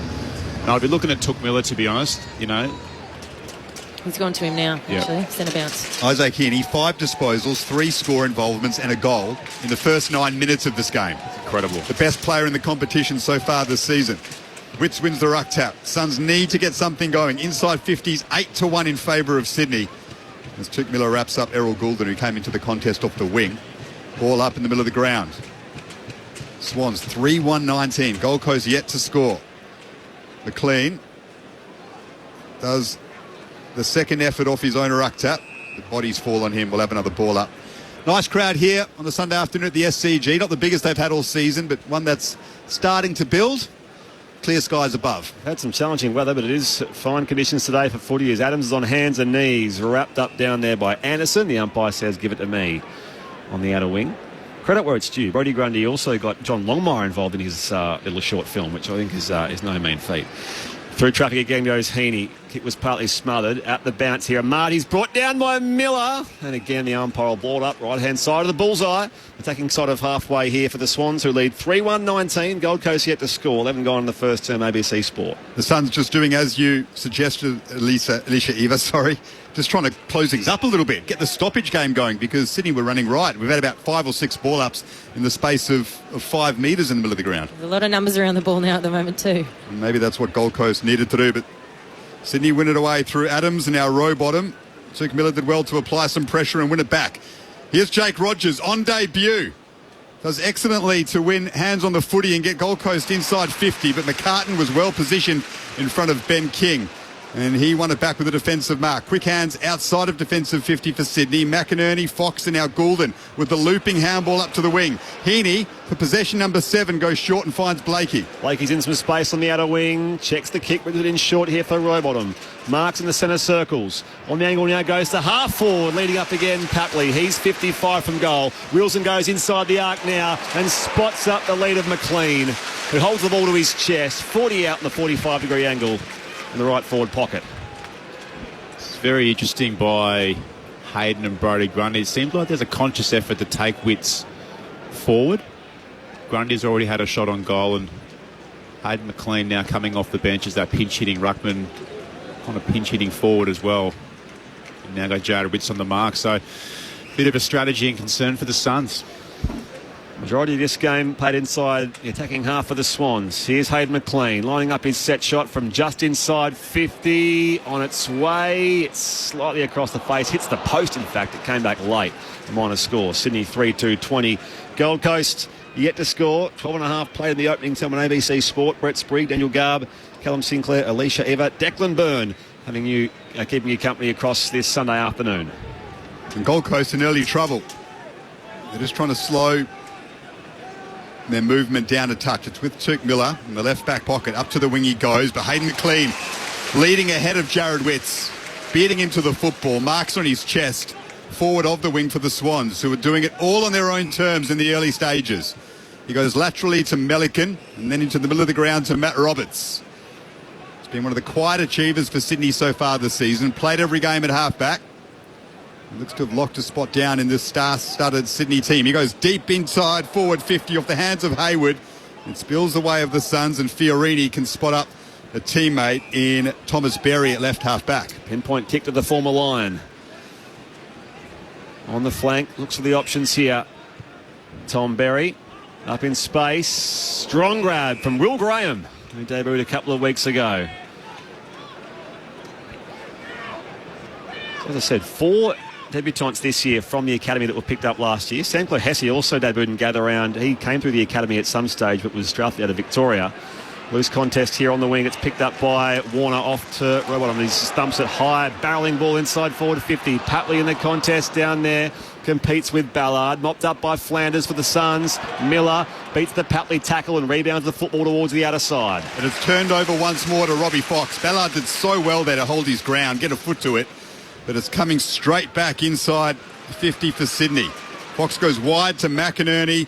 On the lead, looking for McDonald's. Off his hands, well done by McAndrew to track his run. Back to Ballard they go.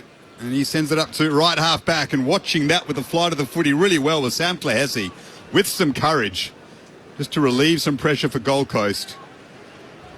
The Swans have done a great job of slowing Gold Coast up across half-back and forcing them to kick long down the line on every occasion. Swans by 20 at the SCG on ABC Sport on the outer side. Holman tries to keep it alive here. Up by Roberts, and it will be a boundary throw-in on the eastern wing. Inside 50s, 12-2 in favour of Sydney. They just can't move the ball outside of defensive 50, the Suns, at the moment. As I said, the Swans, their zone is set up really well, making it really hard to move the ball through. And the Swans are just beating the Suns in the pressure game at the moment. Swans with the first 20 points of the game as it's out of bounds for a throw-in again. There's a couple of milestones today. So I mentioned Grundy's 200th. We've also got McDonald's 50th for the Swans. Sam Flanders 50th as well. So a few early milestones. Those two breakout players. Back in it comes. Grundy wins it down only as far as Sam Hesse, who just dumps it clear towards half forward. Swans had numbers in defence. Fox and McCartan. A bit of confusion down there. McCartan was wrapped up, lost the footy, holding the ball. A strong tackle it was from Ainsworth, and the umpire rewards him. Probably pretty lucky there from the Suns, but this is the break they need. They just need some sort of momentum hit to get on the scoreboard.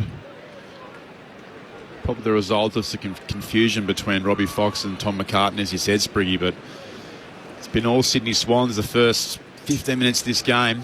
This is the Suns' first real look at a score in this game at the 16-minute mark.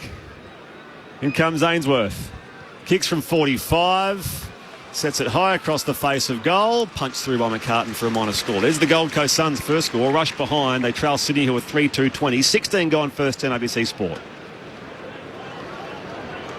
Florent goes short to Harry Cunningham.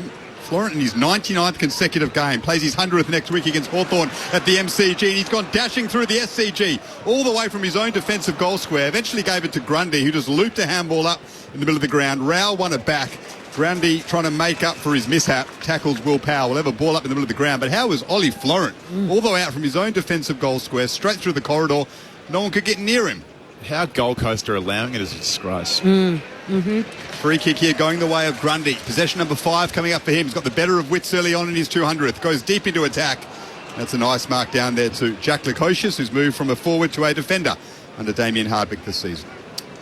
Across the defensive goal mouth to find Flanders. 34 touches against the Hawks last week. Short kick to Ballard in the left back pocket. When he looks up Ballard, he will just see red jumpers everywhere. Sydney are just so organised defensively at the moment. Voice of Giants captain Alicia Evero on ABC Sport. Contest on the wing. Up goes Grundy. Also up there was Jed Walter at the drop. Heaney around the football. Miller bursts through here for Gold Coast. Comes from Graham to Rowell. Run down from behind by McInerney. The umpire says advantage paid, play on. Warner shows good pace. Sends the hand pass wide here for Hayden McLean. He's not quite as pacey as his opponent there in Sam Hesse, and the Suns are away. Anderson with the looping handball out wide to Nick Holman. Checks back onto his left boot from the wing. Into attack the Suns go. Walters underneath it. Got 2 hands to it. Good second effort, the youngster. To Berry, and now Rao wants to snap on goal. The Swans drive him back. Spots up Lukosius. He'll have a kick on goal and nail it. Excellent effort by the Suns to make something out of nothing. It's actually Clohessy who's kicked it. Right half forward. Well done by Walter to make the contest initially. They got it out to Clohessy, drove it home from just inside 50 on the angle. No, you're 100% right. Walter's contest there with a 2v1, just to bring that to ground, buy some time for the Gold Coast mids, just to get back and help it. Rao, very, very clean decision making. What a great finish from Jack Lukosius. Clohessy it was, sorry. Clohessy with the first for the Suns. They 1-1-7, Swans 3-2-20. Oh, hang on. I'm getting word here. We were told Clohessy before his debut. I'm now being told Closey. Right. This has just come to hand in the past few minutes. Well, this is always the wonder of live commentary.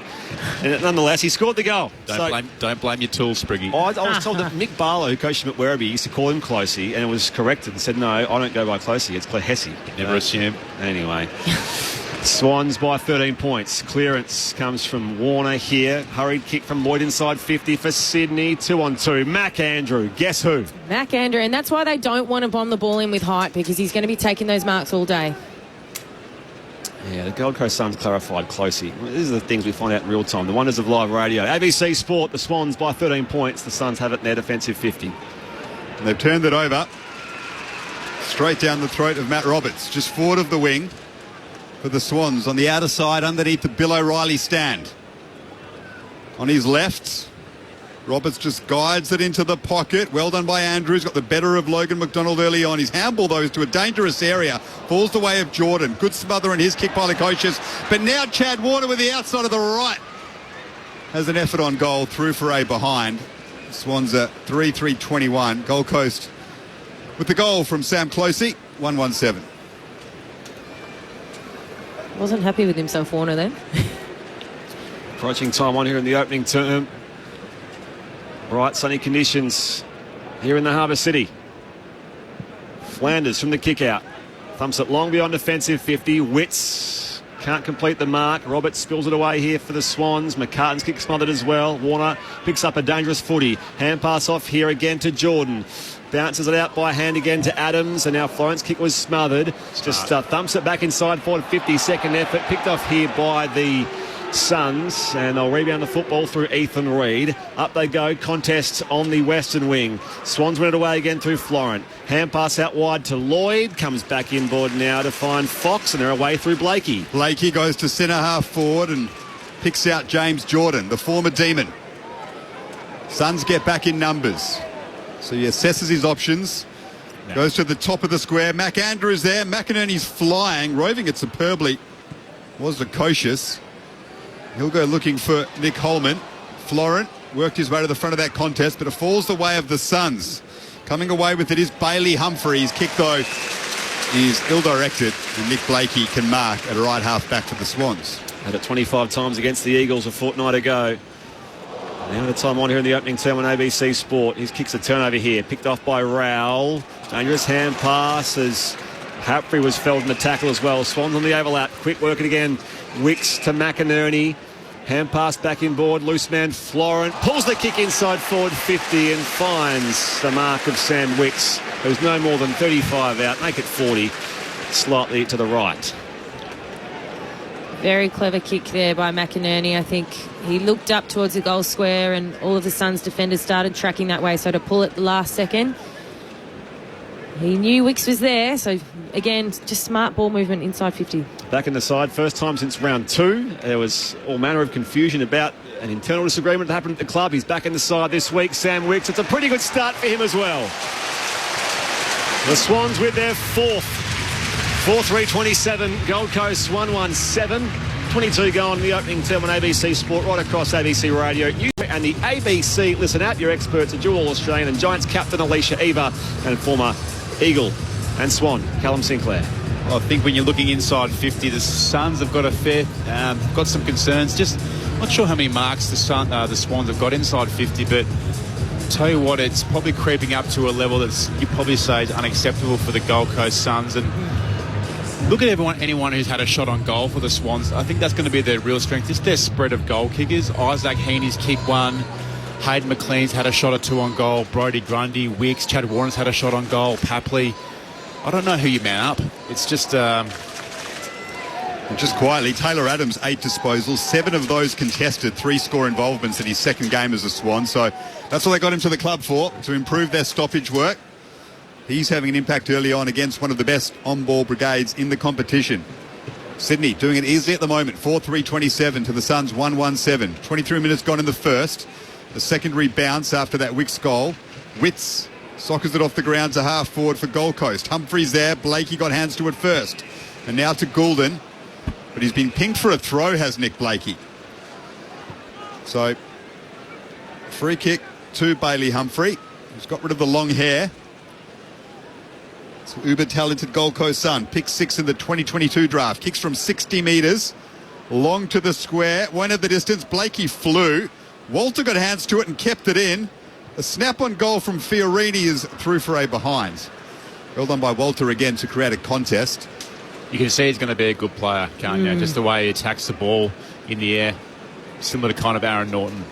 Gold Coast 1-2-8. Swans 4-3-27. 19-point lead to the home side. 24 gone. Sunday afternoon footy on ABC Sport. Here's Brett Sprigg. He was the first debutant they used, Jed Walter, earlier in the season. Of course, a total of 5 being used at this point.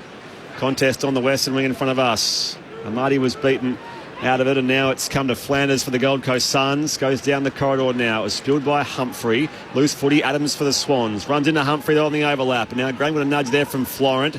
Off half back, mopped up by Jake Lloyd. The two-time best in Ferris goes to Adams. The Swans are away again. Wide to the flank, or it's marked by Warner. Got separation on Ballard. Players on out the back here. Sends it across the face of goal. We're waiting for it was Wicks. He got the late spoil from Lukosius. And it's out of bounds for a throw-in alongside the right behind post. It's the Swans by 19 points here. 25 gone to the opening term on ABC Sport. Probably a bit of a miscommunication between Wicks and Joel Amati there. I think it's junior footy stuff. The man in front, you call him back into it. But Wicks obviously a bit hungry with a few weeks out. Grundy taps it to the top of the square. Wrapped up his Ballard. Under pressure. Handballs it towards the boundary. Rao takes it over. Left back pocket for Gold Coast. Under pressure early. 18 inside 50s to Sydney, just 5 to the Suns. Swans ahead by 19 points. Brodie Grundy, he's 200th, having a big first term over Jared Witts. They wrestle. It's down to Taylor Adams from Grundy, his former Collingwood teammate.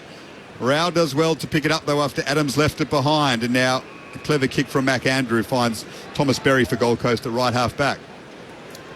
Tommy Berry comes inboard now for Flanders. In his 50th AFL game, Sam Flanders. Oh, kick a little too cute here. Picked off by McLean. Shrugs the tackle. Hand pass from McInerney back to Rowbottom. High ball inside 50 here for the Swans in attack. Papley! Again got that separation down there on Bodie Hewlin. And brings the ball to ground. He'll line up his set shot from 35 out directly in front. Ball use out of the back half for the Suns. They're just struggling. They put the handbrake on at half back, and then they try to find kicks that aren't necessarily there when the Swans' pressure is so high. Results in a turnover in the forward half for the Swans. It's a pretty heavy landing for an uncontested mark, I thought. It was a very heavy landing. Bit of mayo in that one from Tommy. Just make it look a bit. Would have hurt. A bit better. Here he is. I mentioned his quiet start to the season. He's lining up here for 2 goals in the opening term, and he makes no mistake. The Swans are red hot on their first assignment back at home in nearly a month. 5-3-33 to the Suns 1-8. Margin 25. 27 gone to the opening term on ABC Sport. Once again, probably goes back to the comment of just the spread of goal kickers that they've got in the Sydney Swans forward line. Tom Papley is definitely a player that you just can't afford to have him have shots on goal, particularly in the first quarter. But I think you've looked at the ruck contest between Brodie Grundy and Jared Witts. You know, hit-out-wise, they're a little bit similar, but where Grundy is separating himself, his follow-up work has been superb, really exposing Jared Witts, particularly at ground level. Strong statement from the Swans early.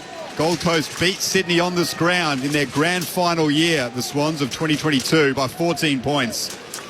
It may just have been in the memory bank of these Sydney Swans players. Still early days, and Thomas Berry has it at half forward for Gold Coast. Dangerous kick to the top of the square. Blakey on the second attempt is able to mark. Jed Walters come off a little bit worse for wear in that contest. Now he puts a chase on Blakey and puts him under some pressure. Blakey goes out to left half back. Roberts watches it well. Lukosius, though, with the spoil over the back of Roberts, will have a boundary throw in at right half forward for Gold Coast. Well, 1-2-8. The Swans 5-3-33. Sunday afternoon footy on ABC Sport. 25-point lead to Sydney early. Excuse the coughing and sniffling. Well, I think the dust in it. We haven't used this box for a month, so there's a bit of dust floating about. Jared Walter just coming off now in the hands of the trainer. Declan Byrne, down to you. Yeah, he's bleeding from his left eyebrow quite profusely, so he'll be off for a little while, probably up until quarter time, I reckon. Not long to go in this opening quarter. A reminder, you can text us right across the afternoon, right across the weekend, right across the season. 0437 774 774. Don't forget to add your name. Jared Walter off having some medical treatment. The umpire heaves it back in on the outer side. Grundy and Witts compete there. Anderson, Hampass is picked off here. Papley on hands and knees, sprawling for it, shares it with Jordan, bursting by McInerney. His handball was picked off as well here. Witts gets some kind of kick away under pressure from Grundy, but it goes straight to Ollie Florin at left half back for the Swans. Florin's 8th possession coming up. Had a very good first quarter, as have most of the Sydney players. He goes short to Rowbottom. Late stages of this first quarter. Rowbottom will send it long to half forward. Witts is there. He gets in front of Hayden McLean and takes a contested mark. Strong first term from Sydney after a loss to Richmond that no one expected at the MCG, and then a big scare from West Coast in Gather Round. They had the bye and they've come out all guns blazing. Here's Matt Rowell in the wing for Gold Coast. Goes to Berry, drives a low one, looking for Ethan Reid. Blakey does ever so well to get in front of him and spoil, and 4 or 5 Swans come towards him. And so well done, Nick Blakey. Excellent defensive work. Boundary throw-in in the forward 50 for Gold Coast. He's just one of my favourite players to watch live, Nick Blakey. Just the ground that he covers. He chops out in the air. He's got that weapon of a boot of his. He's such a good player to watch. Stoppage inside 50. Humphrey tries to burst through a couple of Swans. He's wrapped up immediately. He was very unlucky to not make the All-Australian side last season. He'd be a very good chance this year if he stays fit. The coat hanger, they call him. No shoulders. Up it goes, and away it ends in the opening term here, which ran just over half an hour at the Sydney Cricket Ground. The Swans are 5-3-33. Gold Coast 1-2-8. Everything all right, Cal? I just thought I made a funny joke. No, it was good. It was good. No, I cracked myself up. Sorry, guys. 25 carry points. Carry on, Spriggy. 25 points is the game-high lead. At quarter time, it's 2 goals for Tom Papley, 1 each to Wicks, Heaney and Amati, while Sam Closey / Don't Call Me Clohessy scored the opening goal for the Gold Coast Suns. The Swans did kick the first 3 goals of the game. You're listening across ABC Radio, News Radio and the ABC Listen app. This is Sunday Footy on ABC Sport. Time to steady and pull the trigger. Get ready to tackle your week with the ABC AFL Daily Podcast. Join me, Catherine Murphy, AFL legend Paul Roos and expert panellists every day to get the latest news, game analysis and insights straight from the field. Tune in to stay ahead of the game and get your daily dose of footy fever. Find the ABC AFL Daily Podcast on the ABC Listen app. This is ABC Sports coverage of the 2024 AFL season. Every match on the ABC Listen app. Look for the AFL button. It's a Sunday of footy here on ABC Sport. Getting us underway first up, the Swans and the Suns. Taylor Adams in his second game for Sydney. The handball to Goulden. Inside attacking 50. Amati leaps and marks. Clean from the Swans out of their back half. Searching for the first of the game. He's kicked 2 goals in each of his last 3 games. And he's got the first for Sydney in the first of the afternoon at the SCG. 4-year contract recently. Errol Goulden goes inside 50, and why not? Because he finds Papley leading up from the pocket, easy as you like. Tom Papley's had a slower start to the year. Outside of his 4 goals against the Bombers a few weeks back, he was goalless against West Coast in Gather Round. He connects from 35 here, makes the goal umpire work, but the Swans have their second. trying to rebound the football here, the Suns. And now Adams' kick was smothered by Collins. The new Swan goes again. Adams sends a wobbly kick inside 50, but Heaney obliges and marks in the right forward pocket, 35 out. I've watched Isaac the last probably 30 seconds. He is getting absolutely no attention from that Gold Coast Suns midfield group, putting absolutely no pressure on Isaac whatsoever. A tough angle to kick from here, deep in the pocket. The Brownlow medal favourite, Isaac Heaney, lines it up. Right behind him as he kicks, straight and true. The Swans have the first three. 3-1-19. Gold Coast yet to score. Wicks to McInerney. Hand pass back inboard. Loose man Florent pulls the kick inside forward 50 and finds the mark of Sam Wicks. Back in the side, first time since round 2. There was all manner of confusion about an internal disagreement that happened at the club. He's back in the side this week, Sam Wicks. It's a pretty good start for him as well. The Swans with their fourth. High ball inside 50 here for the Swans in attack. Papley again got that separation down there on Bodie Ewan. Here he is. I mentioned his quiet start to the season. He's lining up here for 2 goals in the opening term. And he makes no mistake. The Swans are red hot. The 2024 AFL Premiership season. On your radio. ABC Sport Digital. And on the ABC Listen app. The sounds of the opening quarter here at the Sydney Cricket Ground. 2 games coming your way on ABC Sport today, of course, the remainder of this one, and then at Docklands, North Melbourne v Hawthorn to close round 6. It's the Swans by 25 points at the first change. You're with Brett Sprigg alongside Daniel Garb, and your experts on ABC Sport are Giants captain Alicia Eva and former Eagle and Swan Callum Sinclair. Well, where do we start here, Cal? I mean, I think I'll start with a couple of points you mentioned in that quarter. The Swans have had 7 marks inside 50 and multiple different goal scorers. And you can look at the defensive unit of the Suns and go, okay, what are they doing wrong? Are they giving their opponent too much leg rope? But for me, I think it's the ball distributors up the ground that are given too much time and space to actually make a decision going inside 50 and lower their eyes and hit a target. So for me, it starts between the arcs in that midfield battle. I think the Suns, sorry, I keep getting tongue-tied, the Suns' pressure was off early and the Swans were just too easily running it out of stoppage and finding a mark, 70 out. And, of course, then with a mark, there's no pressure on that kick going inside 50. So it starts for pressure for me. The Suns need to lift in that area. And even when the Gold Coast Suns even do take an intercept, it's just incredible how well organised Sydney are behind the ball. I don't know what the repeat inside 50 count was for that game, but the Suns have just got absolutely no hope at the moment. And I think in the middle of the ground, they seem to be okay getting the ball till about 80 out, but they just can't connect inside 50. So that's what happens with the Swans. When you're going to get the balls in so deep, their midfielders have to work so hard back that when they actually do win the ball, they've actually got nothing forward ahead of it. Mm-hmm. So a bit of a concern for the Swans, and a few of their key players have had too much of a good start at the Swans. Really interesting stat. Matt Rowell, 6 disposals in the first term. That might sound impressive. His metres gained, -19. So clearly he can't get anything going forward. He gets hands on the football, but the Swans are swarming him, ensuring he doesn't get clear ball out. Correct. So that's clearly a watch from John Longmire, something he wanted to impose on his team. Taylor Adams, 10 disposals, 8 of those contested. He's been in the clinches to start this game. Swans winning that stoppage battle in a big way. No, it is a good point. And I think with Matt Rowell, though, we could probably make the argument it probably isn't his strength, metres gain. He's probably more in the side to actually win that contested ball kind of inside the contest. But you probably you're wanting looking more closely at Took Miller and Noah Anderson, because they're the ones you need to feed it to and actually get their drive. But they're just getting worked over by the likes of Isaac Heaney and Chad Warner. A couple of quick texts, 0437 774 774. My happy time. Weekends with the ABC footy team, Laurel in Rushworth. Thank you, Laurel. And Mike and Lila from Tucum. We'll go Swans, sitting around the fire in the backyard enjoying the call. Great to have you with us wherever you are across this nation and beyond on ABC Sport. Second term underway. Swans with a 25-point lead. And it will be a ball up after the rucks can't be split a second time. Witts and Grundy compete here. Rowell extracts the footy. Works it back here to Flanders. Throws on the boot. High towards half forward. Holman brings it to ground here. 55 out from attacking goal around weekend. The Suns make a quick entry.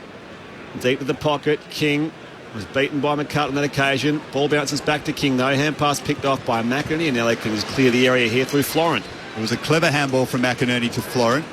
Suns have won it back through Flanders. Possession number 13 for him. The opening stages of the second quarter. Here's Closey. He's kicked the only goal for Gold Coast so far. Sends the Suns into attack. Off hands. McInerney's scrapping away for it. They'll fall on the football. Anderson managed to get purchase of the ball. Jordan wrapped him up. The quick kick out of defence, though, is marked by Will Powell. He's asking the umpire for 50. Won't be given. So Will Powell will kick from 60 metres. Not sure he's got the distance here. This is better from the Suns, though. There's a few more deeper entries, which then gives the opportunity to set up behind the ball and get a few more repeats. Hasn't been clean, but at least their key forwards are making a contest and forcing a stoppage if they have to. This would be a mammoth effort from the defender. Wheels around now. It's a long ball. Wow, he might just have the distance, you know. Just across the face. It's still an effort, Will Powell. Suns 1-3-9. Sydney 5-3, 33, a 24-point lead to the home side. Sunday afternoon footy on ABC Sport. Get to Declan very shortly as the Swans use the corridor. Short kick out from Blakey to Fox. Back to the Lizard, who streaks away on that left boot going out to the outer wing, but Collins floats across to intercept here for the Gold Coast Suns. Switch it across to centre half back here for Sam Flanders. Short kick to his skipper in Tuke Miller. Swans by 24. Back here again. Flanders busy early, as has been McAndrew. The switch back to the members' wing here. Anderson strong contested grab. Lays it off by hand here for the Suns. Lukosius inside forward 50. The kick missed its target. Mopped up there by McCartan. Hand pass a little dicey here for Heaney. They're away towards McLean on the outer side at right half back. McLean assessing his options. Now decides to go long to half forward. Well done by Papley, who doubled back on Collins, but Collins watched him well. Key position defender for Gold Coast, had the height advantage, stuck with the quicker Papley, took the mark. They put Witts under pressure. Goulden, who's half his size, was closing in on him. Well done by Witts to take the mark. Quick ball to Anderson, switches it to the outer side. McInerney wins that contest. The one-on-one, kept his feet, went short to Papley. Now inboard to Adams, to half forward. He pops it over the top, looking for Goulden. Andrew came out to meet it for Gold Coast. Sydney win it back, though. McInerney again to Papley. Back to McInerney now. It's in the right forward pocket. Bodies will fall on the football. Suns will extract it through Collins. That might be insufficient attempt, though, to keep it in. Doesn't matter. The players kept it in. McLean throws it on the boot. McAndrew couldn't take the mark. It's over for a boundary throw in. Right forward pocket for Sydney. Again, that was scrappy. But the Swans, with the repeat entries, will have a boundary throw-in that favours them in attack. On the boundary, Declan Byrne. Yeah, Jed Walter cops that knock to his left eyebrow. He's been padded up, patched up. He looks like a rugby league player. He's got that black tape over the tan tape. Looks like he'd be lining up for the Gold Coast Titans. Yes, or one of those big rugby union props as well. It's packed the scrum as they scrum in here as well for a stoppage inside 50 at the Paddington end. That's the Swans attacking end. It's they who lead by 24 points. In the pocket, Heaney goal side, runs straight into Tuke Miller. And the ball bobbles out of bounds for a throw-in again. In fact, it's going to be deliberate. The umpire deeming that Heaney only had that intention, so it's going to be with Lukosius at a left full back. No change to our score. 4.5 gone, second term. Lukosius with the long ball. That's a 60-metre kick up to the wing. Coming out to meet it was McCartan, and marking on the second attempt. No, it just slipped out of his fingertips. They'll have a ball up on the outer wing, close to the Bill O'Reilly stand here at the SCG. Seems like Noah Anderson's making a beeline for Isaac Heaney as stoppages. Flanders up to 15 disposals for Gold Coast. Well won by Rowbottom to McInerney, who's been really busy. Looks confident. With composure, he goes to Papley at half forward, picked it up on the half volley. Now to Heaney, 55 out. Guides it to a dangerous spot, but Ainsworth dropping back is able to mark in front of Logan McDonald. He'll come beyond offensive 50. Up in the contest, Tom Berry got a late spoil there from Florent. The umpire says a little too late. It was a chopping of the arms. So a free kick with Tom Berry in front of the old members pavilion at right half back. Swans by 24. ABC Sport. The ABC Listen app. Up to the western side. Kick a little too deep for Grundy was up in front, but Witts does take the mark here. So the Suns keep possession. Anderson. Hurried ball by hand to Fiorini, streaking by again Berry, loads up, high inside 50 on the run. Big spoil comes from Robbie Fox, and now Lewis Melican shares it with Florent. Looks for a way through. Out to find Goulden. It was a little too wide of him, and it goes out of bounds for a throw-in. Attacking side of halfway here for the Gold Coast Suns at the Randwick end, but it's the home side, the Swans, who lead 5-3-33 to 1-3-9. 6 go on second term on ABC Sport. Here's Daniel Garb. Better showing from Gold Coast so far in the second term, but marks inside 57 to Sydney, none to Gold Coast so far. That's a clearing kick from the contest from Errol Goulden. Just bounces narrowly over the boundary line, out of bounds on the full. So Flanders will bring it back in front of the interchange gates. Possession number 16 for him. To half forward he goes. Melican comes out to spoil it away. Goulden was roving, goes back to Cunningham, throws it on the boot. Well marked by Lukosius though. Suns will go into attack again. Better pressure on that contested ball by the Suns. It's forcing turnovers. His 100th game last week, Jack Lukosius. High ball to a contest. Again, McCartan up there. It's roved though by Humphrey, who pulls across and snaps on the left, and Bailey Humphrey. There's an exciting goal there for the Gold Coast Suns. It's just their second of the game. But they do in fact get the first major of this second term through Bailey Humphrey. The Suns are 2-3-15. Swans 5-3-33. 7 go on second term on ABC Sport. Your experts are Callum Sinclair and Alicia Eva. Yeah, they're doing a lot better, particularly with their repeats inside 50. That's kind of how they're getting opportunities and scores on the scoreboard. But Jack Lukosius there probably had a few other options. He probably could have spotted up a couple of guys inside 50 then. But needless to say, good contest from their Gold Coast forward line. They're key position players. They're actually trying really hard. They're bringing it to ground. They're not necessarily getting outmarked. Blakey and Tom McCartan are flying for them, but the ball is coming to ground. Second quarter tackles, 7-2 in favour of Gold Coast. So the pressure has lifted dramatically from the away side after a poor first term. Witts taps it down to Rao. He's been watched closely by Rowbottom. He's got the tagging job on the number one centre clearance player in the AFL so far this season. Wraps him up. Another ball up. Grundy palms it down, but Anderson sharked it. His kick to half forward is picked up by Blakey. Throws it on the boot. Long ball all the way inside 50 for the Swans and marked by McDonald. His first meaningful involvement of the game, Logan McDonald, in game number 50. It was a mammoth kick out of defensive 50. Or centre-half back from Blakey, and McDonald has marked it inside 50 for the Swans. He'll kick from 50 out, 45-degree angle.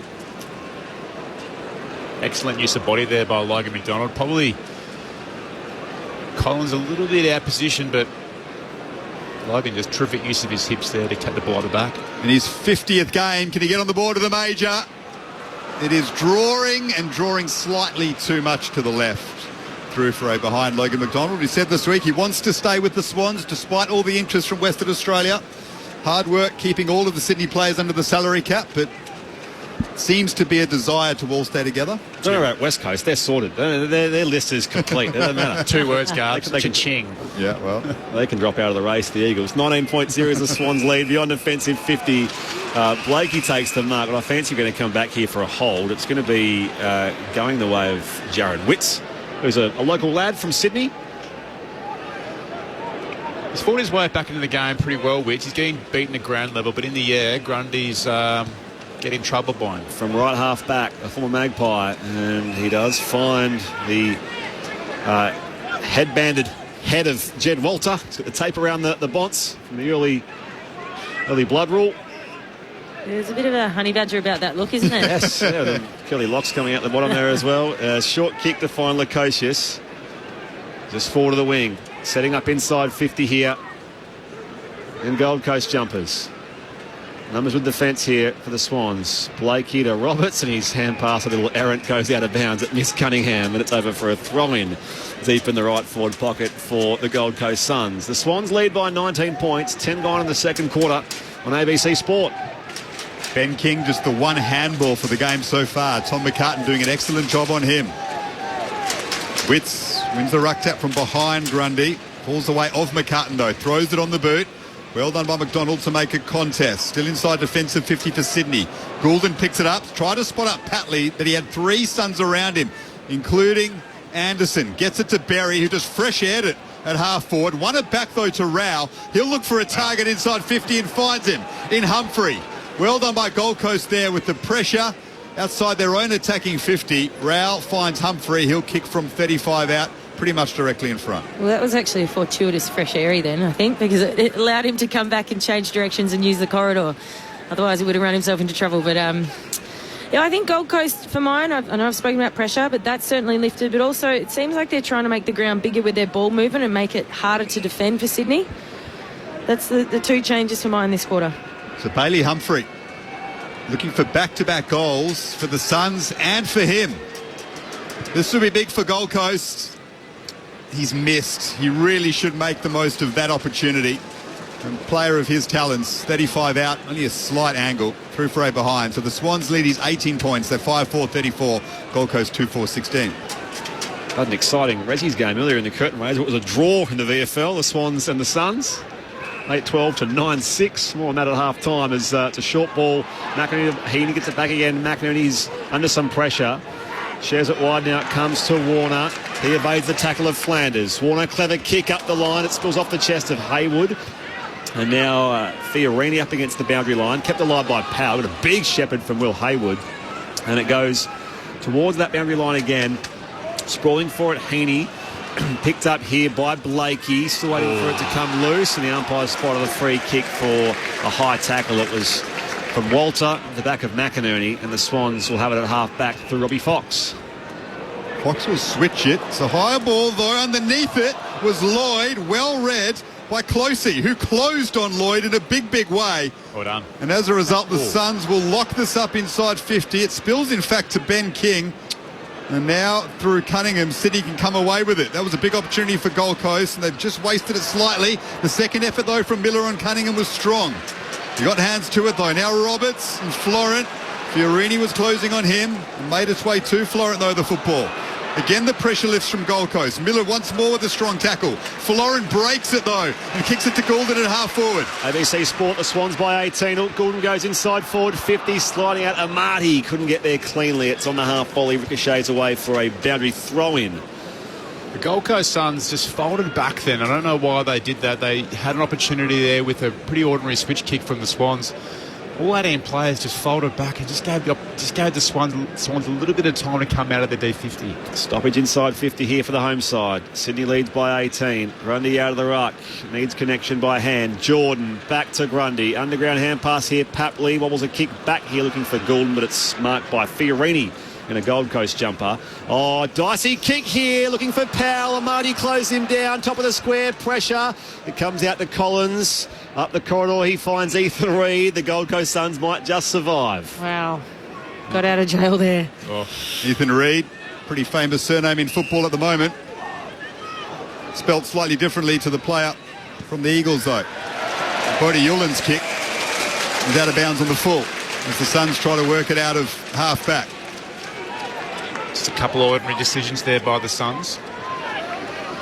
Tom McCartan just backward of the wing in front of the Sydney interchange gate, sends it up to half forward. Underneath it is Grundy marking strongly. 5 or 6 players in that pack. And Brodie Grundy in his 200th game beat them all to it. He's at left half forward. He wants to go short. Doesn't have too many options. In the end, he makes a meal of it. And Gold Coast win it back. Ainsworth closed down on, as is Berry by Fox. Had a chance to get rid of that Thomas Berry. Umpire didn't see the fact that he could have handballed it free. We'll have a ball up, left half forward for Sydney. Grundy didn't quite maximise his efforts after that excellent pack mark. I could imagine what the comment would have been in the box about the ruckman trying to do a short kick. 5-4 plays 2-4. Swans by 18 as Ethan Reid is hustled towards the boundary line by Brodie Grundy. Ethan Reid, known for his agility, Cal, he's 2 metres tall like yourself. He runs a 6:08 2K'er. Is that good? It's very, very good. What's an acceptable 2K'er for a ruckman? 6:40. Okay, yeah. That's very, very good. Back in it comes. 15 minutes gone in the second term. Heaney first hands to it here for the Swans. Hand pass off towards half. Overrun by Papley. Powell rebounds here. Berry off to Graham through traffic. Links up with Humphrey. Miller coughed it up here under pressure from Chad Warner. Miller goes again though here for Gold Coast. Off to Berry. Options are plenty inside forward 50. Sends it long to the top of the square. Holman! Strong overhead grab. Clunks it 15 out directly in front. Well, that was the best passage of ball movement from Gold Coast for the day so far. Running it straight through the corridor. There was one skill error then, but took Miller classy enough to clean it up, and they find a mark, 15 metres out, 10 metres out? Best passage of ball movement so far. See how much better they are when they can try and get some speed on the ball, get a little bit more run. Coast to coast for the Gold Coast. And here's Nick Holman. Nurses the kick short and hits the post. Not taking full advantage here, the Gold Coast Suns. 17 minutes gone in the second term, 16 gone minutes-wise. A chorus of boos for the Prime Minister. It is a bit of tradition that we tend to boo our Prime Ministers when they're shown at sporting events. Nothing, I don't think, too personal there for Anthony Albanese. Except for Bob Hawke. Well, he used to scull beers, that's why. Two missed opportunities for Gold Coast, though. Humphrey and then Holman, easy shots. The margin 17 points in favour of Sydney. On the balance of play in the second quarter, it should be a bit closer than that. But the Swans have done this very well to work it to Heaney to half forward, kicking for Papley in the pocket. Over his head, boundary throw in for the Swans. They worked that up beautifully, Sydney, on the outer side. It's incredible that you just got to take your moments. You know what I mean? The Suns had a pretty ordinary first quarter, and that they could have really got back into this game with 2 shots on goal, almost directly in front. Just the one goal of this second term, kicked by Bailey Humphrey of the Gold Coast Suns. Back in it comes here, deep in attack for Sydney. Off the throw-in. Flanders wants to rebound here. McAndrew, those long limbs reaching for it, controls it at right half back. Works it off here again to the man running by Anderson.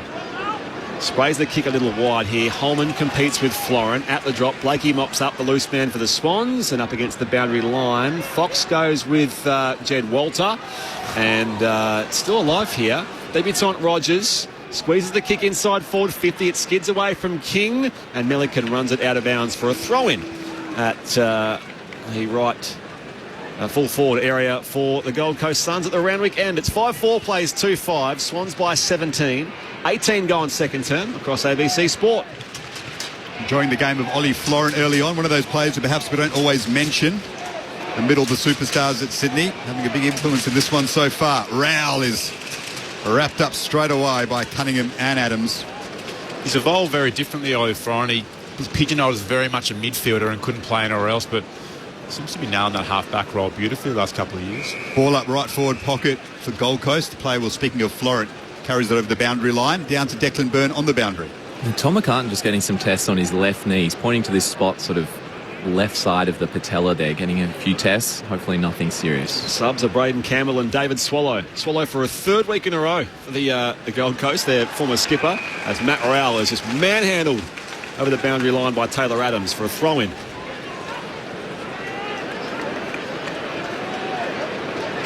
Good crowd in. Mostly blue sky overhead.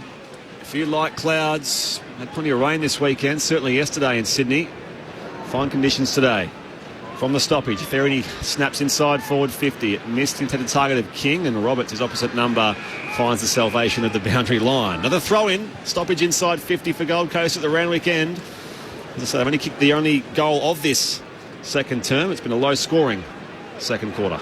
They deserve another one on the balance of play, though. They've missed a couple of easy opportunities. Can they make something out of this? Strapping away there is Jed Walter and Will Graham. Cunningham falls on Graham, resembling a bit of a rugby union match at the moment. They're just working the ball forward, Gold Coast. They'll have a ball up, just 5 metres out from their attacking goal square. Reed and McLean. Picked up by Rao, doesn't get clean hands on it, now burrows away, gives it to Rogers, the debutant. His kick is into the pocket, it's marked down there by Walter, and the umpire says that went 15. Well, I'm not sure how. If that's gone 10 metres, I'm shocked. Was it over the boundary line? Did he mark that over the boundary line? It's the two draftees, Rogers and Walter, combining, the two academy products, but they are very fortunate to have a shot on goal. Walter will snap it from the pocket now on his left. Gold Coast need one, and they've got it. Well done, Jed Walter. His first of the game, 4th of the season. Suns players elated, Swans fans furious. They were fortunate to be given that opportunity. Jed Walter makes the most of it. Perhaps the Suns deserved it on the balance of play. Swans lead cut back to 11 points. Just got to look at the replay here. Let's just see. That's got to be out. That looks out of bounds to me. But it didn't go 15 metres, surely not. Oh, what's going on here? Sorry for the listeners at home, but... I don't know. Oh, God. Oh, well. You just hope it doesn't decide the game later on, Cal. That's the one thing we don't want. We've just hit time 1 in the second term. And they've closed the gap to 11. Even the scoreboard was late going up. The scoreboard wasn't convinced it was going to be a goal. I think Mick Moldhouse's suggestion of captain's call. I think with the amount of poor decisions this year, I don't like being harsh on umpires either, because everyone makes mistakes, but there seems to be a theme in 2024 with some pretty ordinary umpiring decisions. The umpire's just touching his earpiece. I think, is it going to be a 666 violation? Yeah. I think they were slow getting back from that confusion. So Miller goes forward of halfway, inside 50. Again, it's a 2-on-2. Walter gets up there high, and it's a scrap at ground level. The umpire says, give it to me. So the Swans, actually, there was an earlier warning given. They had too many defenders. So that's pretty early in the game for a free kick to be given away for a 666 violation. Rowbottom wrapped up by Rowell. Just saw a very animated John Longmire in the box there. Is there any other kind?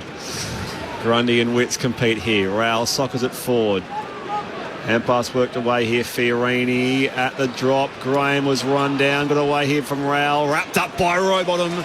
A tackling machine. And again, we'll ball up. 20 out from the Gold Coast attacking goal. They've had momentum in this second quarter. 22 minutes played as we approach half-time. It's still the Swans by 11. Rucks go at it again.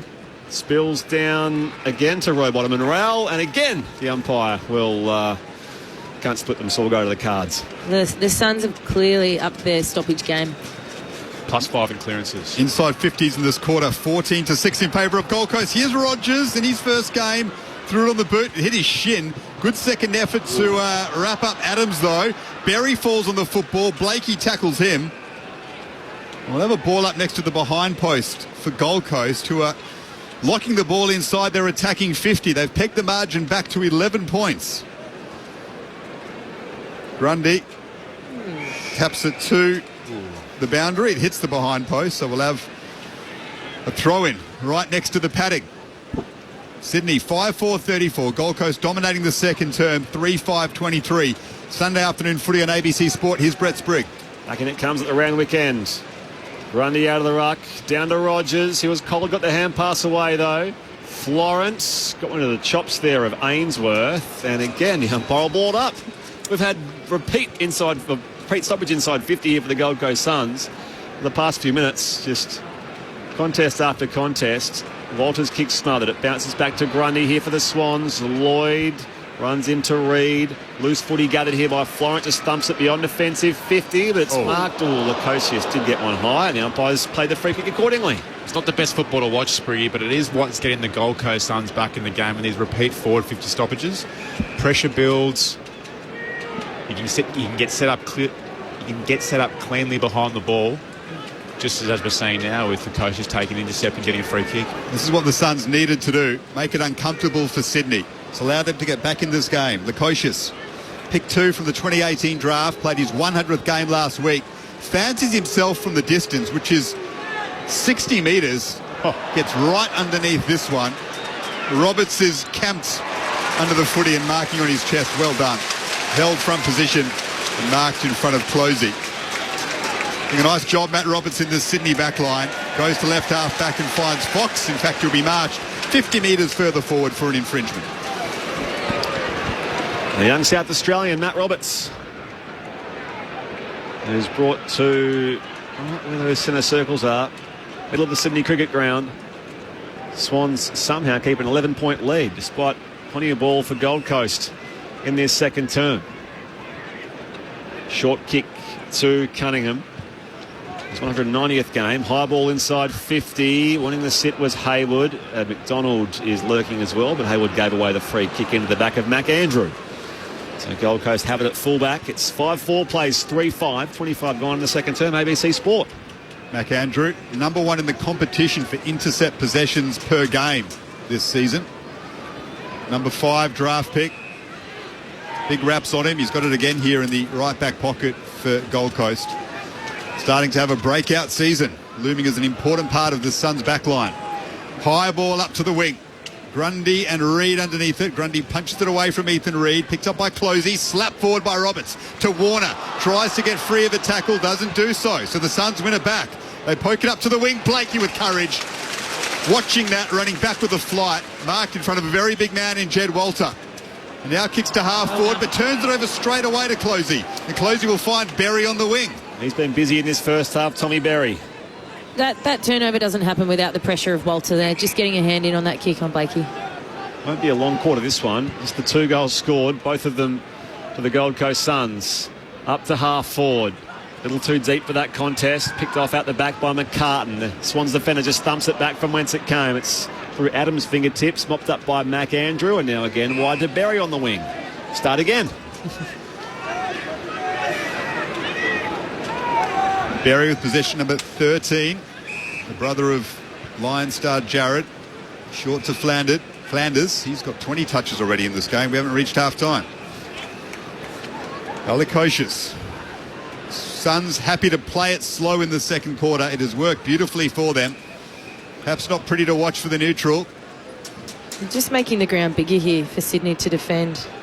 They've done well, Sydney, to slow them up. Will Powell up to half forward. Walter made another strong contest. Fell the way of Ainsworth. Long ball into attack.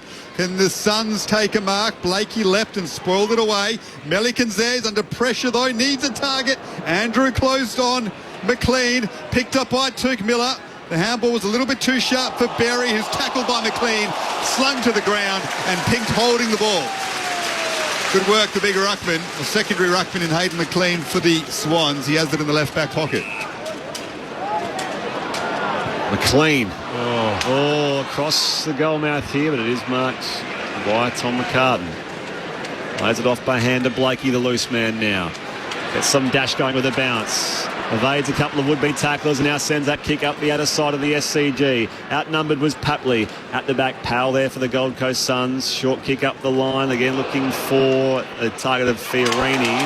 Run down from behind again. Papley kept up the chase on Flanders. I'm going to come back here for the mark paid to Fiorini. Just thinking about McLean tackle, it was the correct technique as well. You see players often a bit too worried about how to execute that tackle, given that we crack down on slinging and dumping tackles up towards half forward. On the half-time siren, a quarter which belonged to Damien Hardwick and the Gold Coast Suns. Home side, Sydney leads by 11 points. It's 5-4-34 to 3-5-23. That second term went just 27 minutes and 59 seconds. Now the goal kickers so far, well, it was the 2 goals in that second term were kicked by Bailey Humphrey and Jed Walter for the Gold Coast Suns. And to recap the Sydney tally, to quarter time, it was Tom Papley with 2 singles to Isaac Heaney, Joel Amati, and who have I missed out there as well? The Swans. Isaac Heaney, Joel Amati, and Sam Wicks. There you are. His return. Sorry to forget you there, Sam Wicks. And that is how it looks at the major break here at the Sydney Cricket Ground. You can keep your texts coming, 0437 774 774. You're with Brett Sprigg alongside Daniel Garb calling the action. Big day's footy, North Melbourne Hawthorn coming up at Docklands to complete round 6. In the meantime, the thoughts of your ABC Sport experts, Giants captain and dual All-Australian Alicia Eva and former Eagle and Swan, Cal Sinclair. Yeah, definitely. Yeah, definitely what a terrific comeback that was from the Gold Coast Suns. I don't know, Alicia, pretty frustrating for them as well. I made comment in that quarter of 2 missed opportunities directly in front of goal, and you kind of think what could have been if they knocked those over. But for me, it's quite simple. There's not really much free-flowing play from either side. I think the Gold Coast really got in from those stoppages inside 50. They were repeating them. The defenders kept getting set up behind the ball. Eventually they crack, you know what I mean? Mm-hmm. It's just I think Matt Rao was absolutely unbelievable that quarter with his inside work. Tuke Miller seemed to be getting seem to be getting into the game a little bit more. Noah Anderson also. But I think they've also made a really, really good change after quarter time of just taming some of the ball use of the Sydney Swans. In particular, Isaac Heaney seems to be getting a little bit more attention from Noah Anderson, particularly at stoppages. Like, he's beelining for him at the moment. Behind the ball, they're a little bit jumpy, the Swans, aren't they? They had 2 or 3 switch kicks there, which they were just a little bit, which caused a few turnovers. But overall, a thumbs up for the Suns. But I did see, to be honest, I kept my eye on the Sydney Swans box, and there were some very animated words there from John Longmire and his coaching staff. And probably accurate, yeah. I think we spoke about it as the quarter went on. The stoppage game lifted by the Suns looked a lot more organised, and some of their ball hunters just went to work. You mentioned Matt Rowell. Heaney's still accumulating, but he's not accumulating the ball in dangerous positions. It's all in and amongst players and scrap possessions. So they've certainly nullified some of Sydney's ball users, and by winning stoppages, they've been able to trap the ball in their forward half, and then they rely on players like Berry to go to work with their forward pressure and put pressure on that ball coming out of their forward 50. And when you set up so well behind the ball, that's where Collins and McAndrew and Flanders can do their work. So much better quarter than by the Suns. Unfortunately missed those 2 easier set shots, and it's always the case, isn't it, that they kick the harder ones. I mean, there was that free kick a mark that Walter took definitely over the boundary line, but he of course kicks that one because that's often the kick that players practice right before they leave the training track. Well, it is interesting as well. I'm just reading something here. Ben King is yet to have a kick so far in the game. He's only had, I think, 2 handballs there, Garbs. So yep. Tom McCartan's doing a very good job on him, but at the same time, it's not coming in cleanly for Ben. And it's probably not his strength when the ball comes in a little bit dirty. But in terms of Jed Walters, though, regardless of how that ball comes in, he makes a contest every single time, whether it be a ground level or in the air. I think he's going to be an absolute star for them, but I think they'd want to find ways how to move the ball a little bit better and get Ben King into the game, because these interceptors in Blakey and Tom McCartan, although they haven't, been too damaging in the air, you just don't want those guys to get a bit of momentum. So if the Suns can go in at half-time and maybe just find some avenues for Ben King to kind of get into the game, I think that'll be a real strength for them, hopefully going into the second half.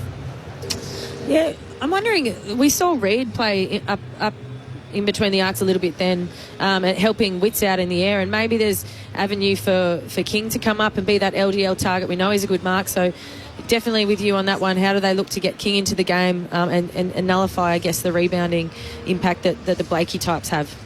The voice of Alicia Eva, GWS club champion, captain, 2-time All-Australian on ABC Sport on a Sunday afternoon, along with Callum Sinclair, former Eagle and Swan. Sam Flanders, 20 touches for Gold Coast. Tuke Miller, 10 and 4 tackles. He lifted his contested work in that second quarter. Some of his chases in dangerous spots of the ground seemed to lift his side. Matt Rowell going along with him in that sense. Nick Blakey's been superb. 13 disposals, 3 score involvements across half-back, as has Ollie Florent. McInerney heavily involved as well. But it's a tight one at the moment. Gold Coast Suns with the better of it in the second term. They are 3-5-23, trailing the Swans, who are 5-4-34 by 11 points at the SCG. It's set up for a big second half, Brett Sprigg. It was 25 points at quarter time, so as you say, 11 points the margin at half time. On our way to ABC News, a few of your texts, 0437 774 774. Enjoying the call, folks, whilst driving a quad road train in the Pilbara in WA. That's from Daniel Johnson. Mike in Perth asks, what is Will Powell's role? Well, he's playing mostly down back today. That's where Will Powell's been. I think why he might be asking that is Will Powell is somebody who usually gets a lot of possessions. The last few games, his possessions have been really low. Perhaps he's playing a bit more lockdown now, with Flanders getting so much of the ball around half-back for Gold Coast. Hi, team. Enjoying the call. Special comments, very insightful. Little miffed GWS didn't get the win. Enjoyed the Pies win. Thanks, guys. Fran from Melbourne. Fran is a big Jesse Hogan fan, Alicia. She won't get every game, even if they're not playing. She texts him about Jesse Hogan, and you'll always get a big, nice text from Fran. Hi, guys. Rory in Melbourne. Blind listener, love your commentary. Rory always asks about the colours. Which of these two teams is the same shade of red as the red light that denotes you guys on air? I reckon the Swans red, they're actually very similar shades of red, which is why the Gold Coast are wearing blue and gold jumpers today, because if there's anything any sort of clash, it's those two clubs. They both are that kind of that very bright red, which denotes a microphone on air. G'day, team. Brad, enjoying your call while working hard in Excavator 104 down here at the Iron Barren Mine, just out of Whyalla, South Australia. Listening from far and wide. And Dean from Newborough says Hawks v Kangaroos will be a 0-0 draw. That is coming up later on at Docklands. That will finish off round 6. Keep your texts coming, 0437 774 774. We'll keep the footy coming as well on ABC Sport. It's the Swans by 11 points at half-time at the SCG, but right now, time for ABC News.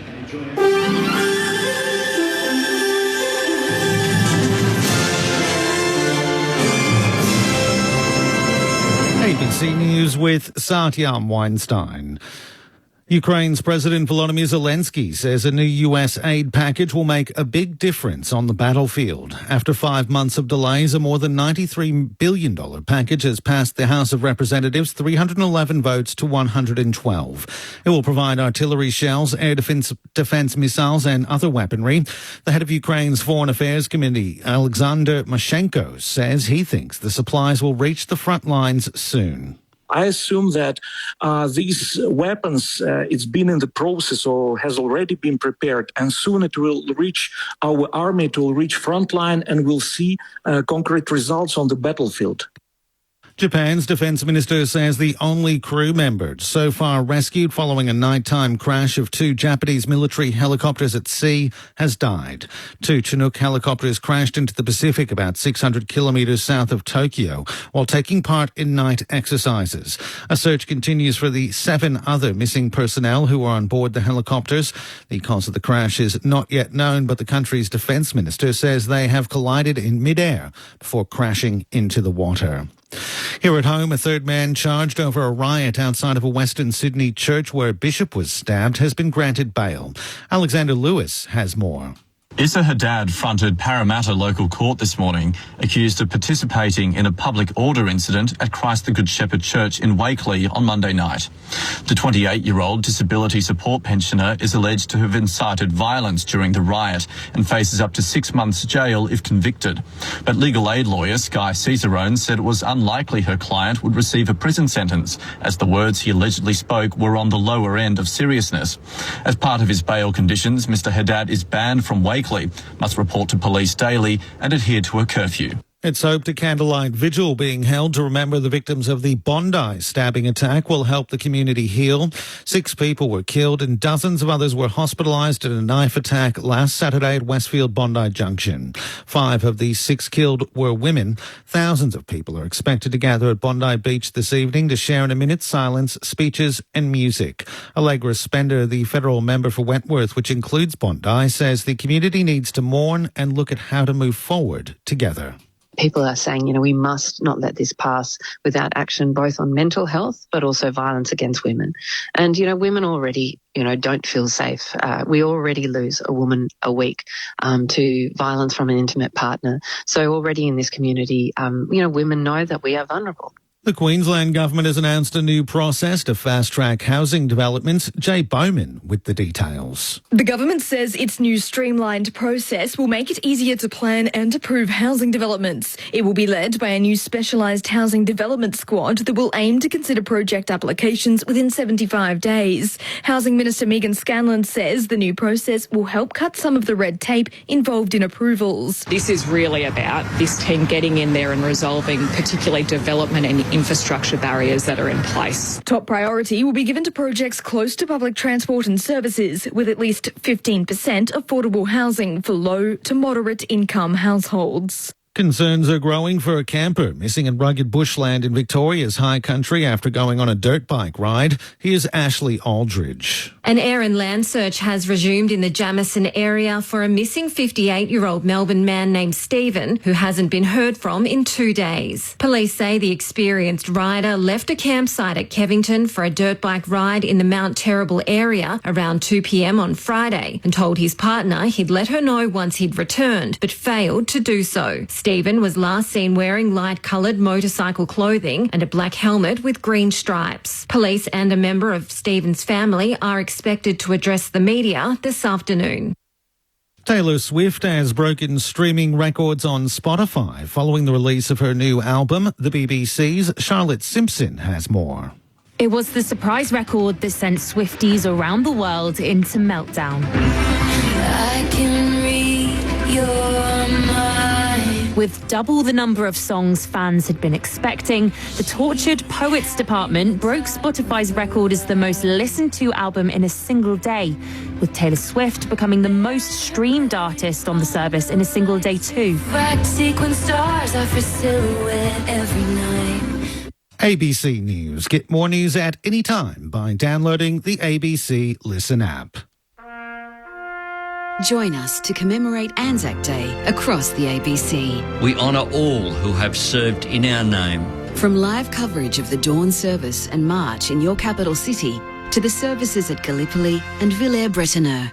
At the going down of the sun and in the morning. Anzac Day 2024. We will remember them. On ABC Radio, ABC TV and iView, online and on the ABC Listen app. This is ABC Sports coverage of the 2024 AFL season. Every match on the ABC Listen app. Look for the AFL button. High ball to a contest. Again, McCartan up there. It's roved though by Humphrey, who pulls across and snaps on the left, and Bailey Humphrey. That's an exciting goal there for the Gold Coast Suns. It's just their second of the game.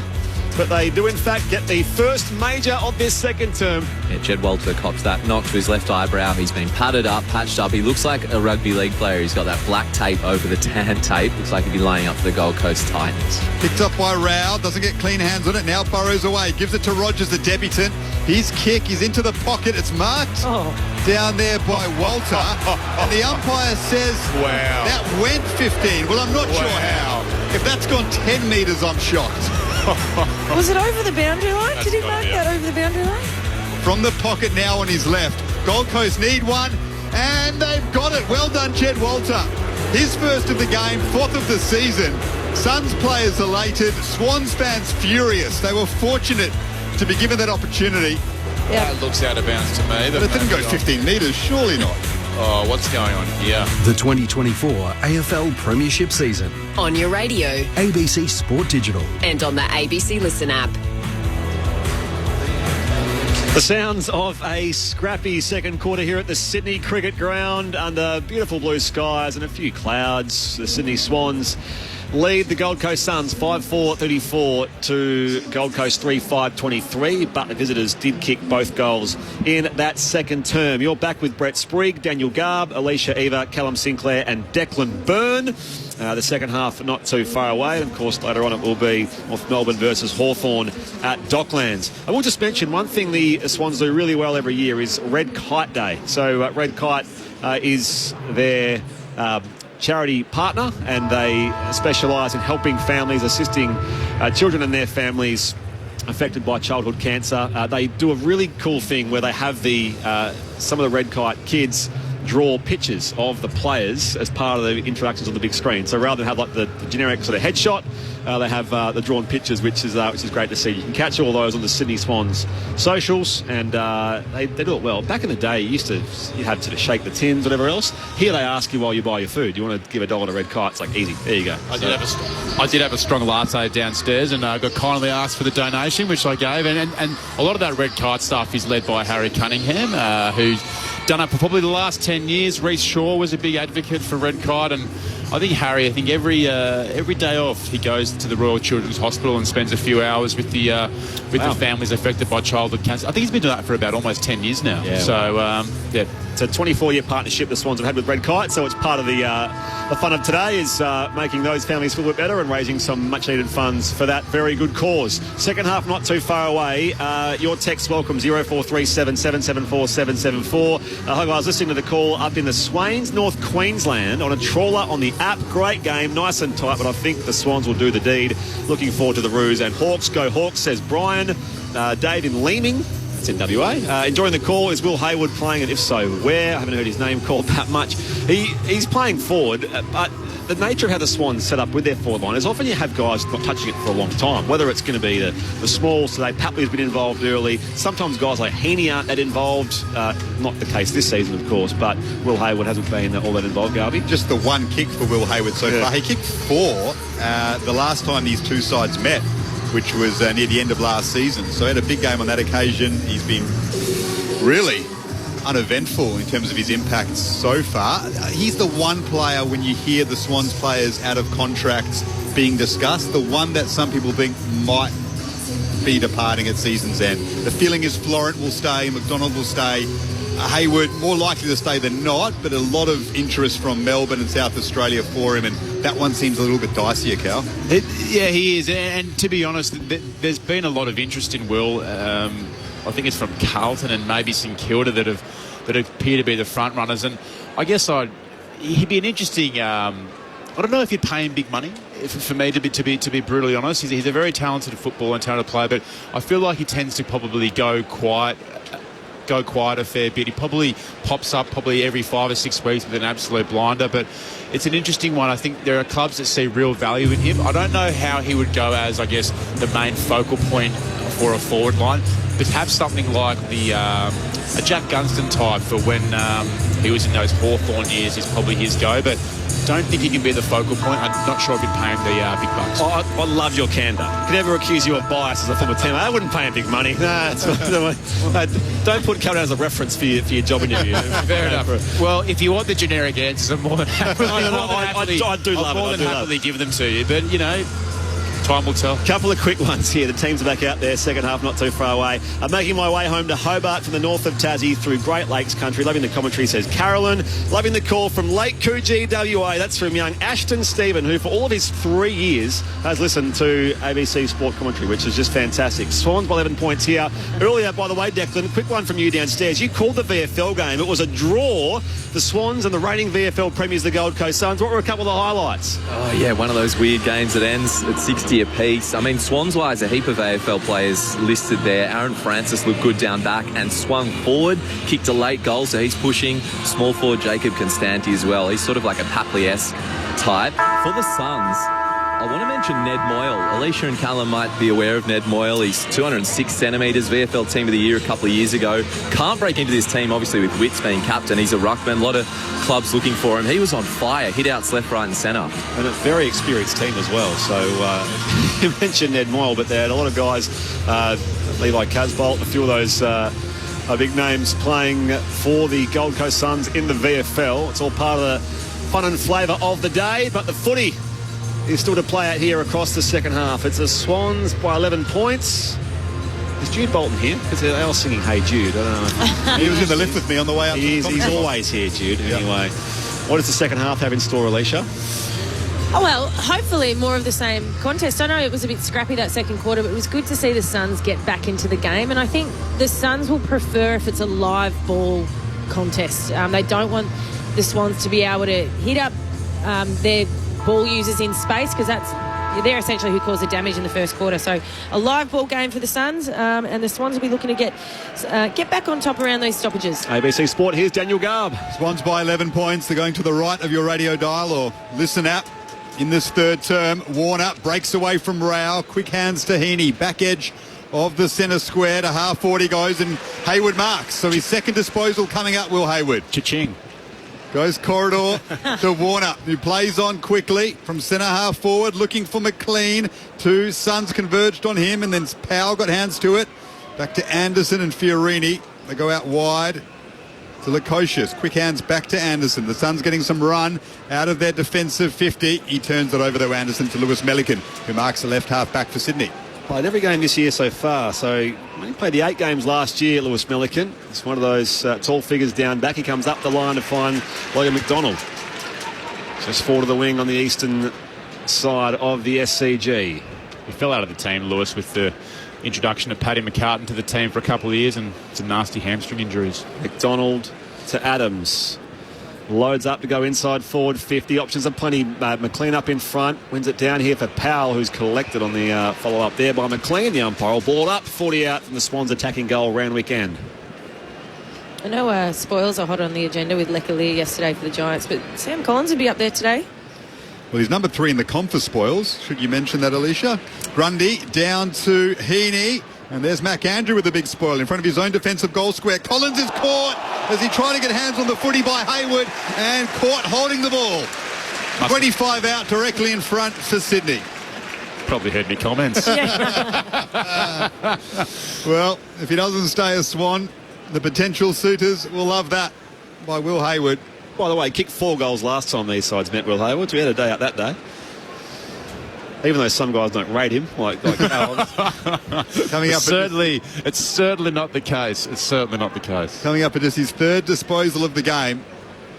Swans, who failed to kick a goal in the second term, would love this early in the 3rd through Hayward, who provides it. Excellent defensive effort inside attacking 50. Collins caught holding the ball. Hayward makes him pay. Swans out to a 17-point lead early in the 3rd. I mean, when you think of Will Hayward, that's what I think. In terms of chase down, running pressure, that's his craft as a forward, particularly in a forward line that has Logan McDonald and Amadi and Papley. And, you know, Papley's similar, that smaller pressure forward. So sometimes as one of those forwards, you've got to create opportunities that the ball doesn't necessarily come to you as a focal point, and he's done exactly that there. And that's what I love about Will Hayward, when he gets challenged and criticised. He always fights back, you know, and that's why he'll earn the big bucks if he goes somewhere at the end of the year. I understand the point you were making, though. He might get offered more money by a club who wants him to be their main man. Yeah. Can he do that as opposed to being a role player at the Swans? It's an interesting point you raise. Tell you what, if he goes to SA, though, the scrutiny around that, whether it's the Crows or Port, would be because everyone's watching what they're doing very closely, the fans of those two clubs. As they clear here the Gold Coast Suns through Witts. Tumbles a kick towards half forward. Fox beaten out of it there by Holman. Hand pass back to Humphrey. Had the arms pinned by Rowbottom, and the umpire will ball it up. 45 out from Gold Coast's attacking goal.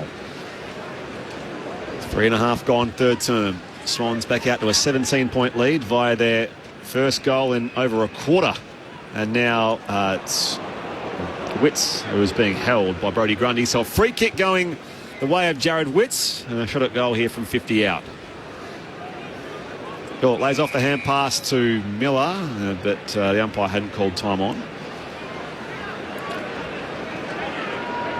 The crowd humming, just waiting for this game to come back to life. Great you could join us on ABC Sport. Here is Jared Witts off the back of the free kick. Sends it across here deep to the pocket. It's offline. King in the contest. It's off a few sets of hands and over for a throw-in. You see Grundy mouthing at Witts while he was standing on the mark, probably saying something along the lines of, "Come on, Jared, you know you can't make the distance. What are you doing?" Which he failed to do. The ruckmen tend to know each other's characteristics, don't they, Cal? Absolutely. Boundary throw in forward pocket for Gold Coast. Witts wins front position opposed to Grundy. His handball straight to Florent, though. Quick kick, bounces the way of Lukosius. Handball inboard to Fiorini. Still in attack for Gold Coast. Ainsworth slipped as he tried to kick it away. Rowbottom gathers it. Heaney's under pressure, though. Turns it over again. Lukosius to Ainsworth, who missed his mark. Suns going backwards now. Fiorini to Collins. He's under pressure and kicks it out of bounds on the full. Cunningham will bring it in. Left half back for Sydney. Does come inboard to find Blakey. Blakey, 14 touches in the game so far. It's going to be 50 for encroaching as well against Dainsworth. Blakey keen to play on as they reset the mark. He goes down the pipe to find McDonald, who leads up from full forward and takes an easy mark, 40 out directly in front. Look, I think that was not a great defensive effort there by the Suns. Blakey was always going to take off as soon as he got given that 50, and no one paid attention to who was going to stand on the mark and try and slow him up. He's done it from kickouts as well. He seems to be getting on that short one into the corridor and then seems to be getting the handball received. So just the 2 kicks today for Logan McDonald. He opens up here with the free kick, the mark and the goal from 50. And doesn't let them down. 7-4-46. They've doubled Gold Coast score. 3-5-23. 6 gone 3rd term on ABC Sport. You're with Callum Sinclair and Alicia Eva. Well, he's probably another one, Garb. Logan McDonald at some stage, I'm not sure if it's this year or maybe in the near future, he's going to be offered an opportunity to probably head back to Western Australia. I know Spriggy's, taking the lid off already in terms of the Eagles in their last couple of weeks, but you'd have to admit Spriggy, he'd probably be a handy addition in that forward line. Jack Darren's getting a little bit older. Yep. Jake Waterman probably needs some support. Fremantle's the one he's been linked to. Yeah. They could use another star key forward. As I said before, he said this week during his press conference for his 50th game that he wants to stay at Sydney. He's committed here, but until it's signed, the big offer comes, you never know. Big goal there, though, by big Logan McDonald in his 50th game, his first of the game. Swans lead by 23 points. For the first two of this third term. Witts to centre-half forward, and Rogers on debut in front of Harry Cunningham. Marks in a contest. Well done, the youngster. Pick 14 in last year's draft. Goes short to Tuke Miller. He's wrapped up. Wasn't the best kick from Rogers. Gets it back, though. Gives it to Anderson. He kicks to the pocket out in front of Reed. He's wrapped up nicely by Melican. Reed shoves Melican into the sponsors' boards. Melican's okay. Boundary throw in left forward pocket for Gold Coast, who trailed the Swans by 23 points early stages of the third term. Sunday afternoon footy, ABC Sport. Here's Brett Sprigg. Back in it comes. Witts and Grundy tussle up. It missed Roberts. Deflects out to Melican. Hand pass releasing McInerney all the way back to fullback for Jake Lloyd. Hose it across the defensive goal mouth now. Hayward over around the ball. Picked up here by Berry. Back here for Fiorini, who's bundled out of bounds. In fact, it's going to be deliberate. The umpire said he took that step, Fiorini. It's a force of stoppage. As a result, deliberate means it's a ball with Errol Goulden, who's been quiet today. Just the 9 disposals. At left half back here. A recent 4-year contract signee. And this will go out of bounds for a throw-in off hands from McInerney. So did have a text here as well. Stephen Joe from Monetta Station via Burke. Good calling and go Swans. And Chris in Tabletop New South Wales. Loving the call. Watering native trees on the property boundaries. Mad Magpie supporter, but soft spot for the Swans. It's they who lead by 23 points here. Here is Goulden tracking it to the boundary line and carrying it over in front of Will Graham, who watched Goulden pretty closely, it seems, all afternoon and just quelled his influence. No, he certainly has. And I think it's probably hard, it's similar to the forward line. They've got so much talent in there. One person's going to have a quiet day every now and then. He's probably due for one, Errol. Witts and Grundy wrestling. That's quick hands from Goulden to Roberts, who's under pressure at half-back and caught holding the football. Wow. Well, that's an interesting call, but he didn't actually have possession of the ball, Matt Roberts. He was paddling it to himself. The tackle came from Tuke Miller. The umpire said he could have disposed of it. Miller will kick from 50 out, 45-degree angle. He needs a big kick here. This is going to be a big kick, but it is a score that the Suns certainly need, and particularly from a leader, he seems to be going back saying, no, I'm not putting this to the top of the square. We need to score. Tuke Miller, two-time All-Australian, two-time club champion, in search of his first goal of the season. Suns need it badly. He's provided it. There it is. The skipper stands up for the Suns. Pegs the margin back to 17 points. Tuke with his first of the season, and that was a massive major. Down to Declan Byrne on the boundary. Yeah, the wind's just picked up a little bit in this third quarter. It's a southerly, so that was coming straight over the right shoulder of Tuke Miller. Now, I think Tuke is definitely Isaac Heaney in that first quarter. Certainly got the better of him and was really, to be honest, he was actually quite exposed. So I wouldn't be surprised if the midfield coach or Damien Hardwick had a real crack at that midfield group in the first quarter. And Tuke Miller's probably really stood up since then. I think his second quarter, then he really drove a competitive edge for that midfield group. Just watching the replay, sorry, he was definitely holding the ball. Robert said he's back to us, but he had the chance to handball it. Just delayed disposing of it a touch, and Miller caught him. Margin back to 17. Near perfect bounce. The Grundy meets Witts. McInerney with the clearance. So hand pass untidy. It was coughed up there by Anderson. Grundy tries again for the Swans. So Roberts, and now Goulden on the outside. Spirals a hurried ball inside 50, but it's marked in defence by Lukosius at half-back. Goulden play on quickly. His kicks turnover as well. Goes straight to Nick Blakey. The Swans are away. Run down by Graham. Good chase and tackle from Will Graham. Ball comes loose again to Lukosius. Gold Coast queuing up here. It comes from Closey and now Berry up the outer side, and King in the contest does bring it to ground. There's concern though in back play for Nick Blakey, so we'll keep an eye on that, Declan, as Ben King has the footy on the O'Reilly wing of the SCG. Ben King's first mark of the game. He's been very quiet, runs around McCartan, so he's getting involved now. Kicks it into attack. Walters underneath it. Ran underneath it. Good second effort, though, by Walter. Dives on the football. Rowbottom falls on him. Ball up in attack for the Suns, who trail the Swans by 17 points, down to Declan Byrne.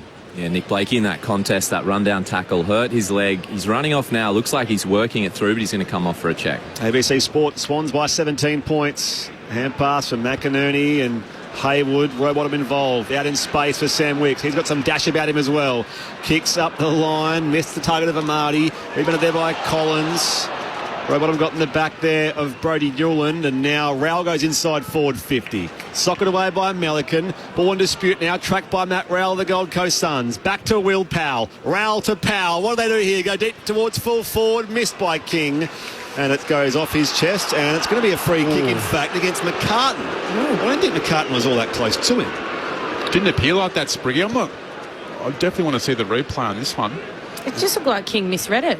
He's in the right position to do all the body work, but I'm not sure what's happened here. I'll back the umpire's judgment here. Well, that's all I can do for the time being until we see a replay. As Ben King, on a 45-degree angle, kicked 4 goals, 4 against the Hawks last week. And a slow start to this game. This is just his 4th disposal, and he kicks it. So the Gold Coast Suns will not go away by any stretch. This brings it back to 11 points at Sydney 7-4-46. Gold Coast 5-5-35. You're on ABC Sport. 13 goal in third term. Declan Byrne on the boundary. Nick Blakey's still in some pain. They've taken his right shoe off, testing out his ankle. I'll keep you posted. Just seeing a replay here. McCartan initially grabbed the jumper, and even there, does it constitute a push? I suppose in modern interpretation, it's hands in the back. Anyway, that does result in a Gold Coast goal. Margin back to 11. See Max King and Tom McCartan there just having a little chuckle to themselves. Ben King. Sorry, Ben King having a little chuckle to themselves. Honest mistake there, Gus. Oh, yeah. Easy one to make. Who's worth more money, Max King or Ben King? Either way, Ben King's got himself involved in the football game. Very quiet in the first half, took a good contested mark on the outer side, and now he's kicked a goal. Different markets, Spriggy. Definitely Ben, by the way. Whether it was fortunate or not, he's got the Suns back to within 11 points. 13 minutes gone in the third term on ABC Sport. Rowell picks it up, kicks it straight into Heaney. Good second effort, though. They scrap away for it in the middle of the ground. Adams and Miller. It's that kind of game. It's been that way for the last couple of quarters, courtesy of the Suns' desire to stop the Sydney flow, and they've certainly done that after the Swans led by 25 points at quarter time. Here's James Jordan, handball to Florent, caught by Rowell, got rid of the football. McAndrew comes out to meet it in the middle of the SCG, and Jordan wraps him up. It's a tough football game. It's a tight football game. We love it. Sunday afternoon footy on ABC Sport. Up it goes. McLean competes with Ethan Reid. Heard a whistle, but the umpires let them play. Now it's going to be a high tackle on Matt Rowell from Isaac Heaney. So Matt Rowell here for the Suns. Possession number 14 coming up for him. Goes searching high inside forward 50. Plenty of red and white jumpers down there. Roberts intercepts here for Sydney. Now goes beyond defensive 50. Cunningham marks at left half back. He's their 4th most experienced player in terms of games. He's one of the unsung heroes, Harry Cunningham, of that Swans team. On-field and off-field, as Callum mentioned. Goulden misread the footy here. Shares it with Cunningham. Gets it back now in space. Has to beat Miller for pace. And now Warner from the outer wing. Short kick towards half forward on the bounce of McDonald. It missed him. Wicks in space as well. Get it back here under pressure from McAndrew. McAndrew was into the back of Taylor Adams after all of that. It's going to be out of bounds for a throw-in. So back in will come 60 metres out from the Swans attacking goal at the Randwick end. It's the Swans who lead by 11 points on ABC Sport. 15 go in third quarter. You just get the feeling that the Gold Coast are just getting back into this game by playing a little bit more dirty, rolling their sleeves up, just playing a bit more territory footy. It's clearly been the message from Damien Hardwick since quarter time, and he's working well. James Jordan, he's also been quiet. Does well to spin out of trouble here and get it to McLean. And now Goulden chisels one to Heaney. Brilliant vision and execution from Errol Goulden. Heaney's marked it just outside 50. He looks for a target over the head, though, of Hayward. And Will Powell's marked. Played on there, Heaney, when perhaps he didn't need to. Powell goes wide to Fiorini. Lloyd, watch that closely and marked just outside attacking 50. Short to McInerney. Long ball. That'll go through for a behinds. Bit rushed at the moment, the Swans, but they extend their lead to 12 points. 16 minutes gone in the third term. I think Jake Law is too happy with Justin McInerney's decision then. Instructed him to hold up, allow the forwards to get back to work, but just blazed away. Flanders short kick out to find Sam Closey, one of 3 players that debuted during gather round, and now Flanders in his 50th game gets it back. Still inside defensive 50 here for Gold Coast. Margin 12 points. Short kick back to McAndrew. The Suns are just sort of hemmed in their own defensive 50. Oh, not 15. Play on, said the umpire. Amati got him holding him, and it's going to be holding the ball. It was a loud call. Flanders should have realised as he copped that big bear hug from Joel Amati. That would be only one result. A Swans free kick from 30 out, slight angle left of centre. So Joel Amati. He had the first goal of the game, Joel Amati. He's lining up here for his second. A chance for a bit more breathing space here for the Sydney Swans. Good forward pressure. If it can result in goals, all the better. A few steps on that run-up, and he has his couple. 8-5-53, Gold Coast 5-5-35, margin 18 points. We've now played 17 and a half minutes in this third term on ABC Sport with Declan Byrne on the boundary. Nick Blakey got that ankle re-strapped. He did the testing, which is always funny watching Nick Blakey test the run. He's quite an unconventional runner, but he's out there limping a little bit, but he's going to give it a crack with it all strapped up. Just fundamental skill errors by the Suns in their back 50 in the last 2 minutes. Will Powell turning it over, and then that kick. I think Flanders assumed it went 15 metres, but clearly didn't. But just, I think maybe a centre bounce here is a good result for them to reset. Absolutely. Just a few mental errors there, Alicia. Just really disappointing for the Suns because they got back in this game beautifully. 18 minutes gone in the third term. Swans lead by 18 points. The game just staying in that 4-goal bracket. And the Suns win it back through Will Graham, looking for the lead of Ethan Reid, punched away from him by McCartan. Cunningham got hands to it, and now Blakey with that sore ankle sends it up the wing. Excellent mark, Lukosius over the top of James Jordan. Under the Bill O'Reilly stand, outer side. I don't think that's a good matchup, Jordan on Lukosius. He's had a few intercepts this quarter, and Lukosius goes short to Noah Anderson. Anderson loads up inside forward 50. Looks to find Walter. Spoil comes from Blakey, who again is back out there, but looking a little proppy on that right side. It's out of bounds for a throw-in. He's shaking his head on the big screen here. He doesn't look comfortable. So jots back to that last line of defence in front of a packed Bradman and Noble stands at the Paddington end of the SCG. 19 gone third term as we approach time on. Florent, first hands from the throw-in. His spiralling kick goes down the throat of Ballard, who takes a mark here for Gold Coast at half-back. We'll switch it across to McAndrew at centre-half back, and now 50 for encroaching as well against McInerney. So McAndrew will just surge up the middle of the SCG. One of 13 first-round draft picks in this talented Gold Coast Suns outfit. A very short 50 metres. Well, maybe because McAndrew stopped because the man on the mark has gone the full 50. He'll have a shot at goal. Never kicked the goal, Garvey. Here we go. Can he break through? 55 out directly in front. It's a good-looking effort. McAndrew just to the left. It misses. Tell you what, for a moment there, good kick. It looked like it was going to be accurate. So McAndrew still waits for his first AFL goal. The impact he's having, though, is profound on this team. We've just hit time on. 20 gone third term. Swans by 17 via ABC Sport. On the outer wing, Graham goes searching through traffic.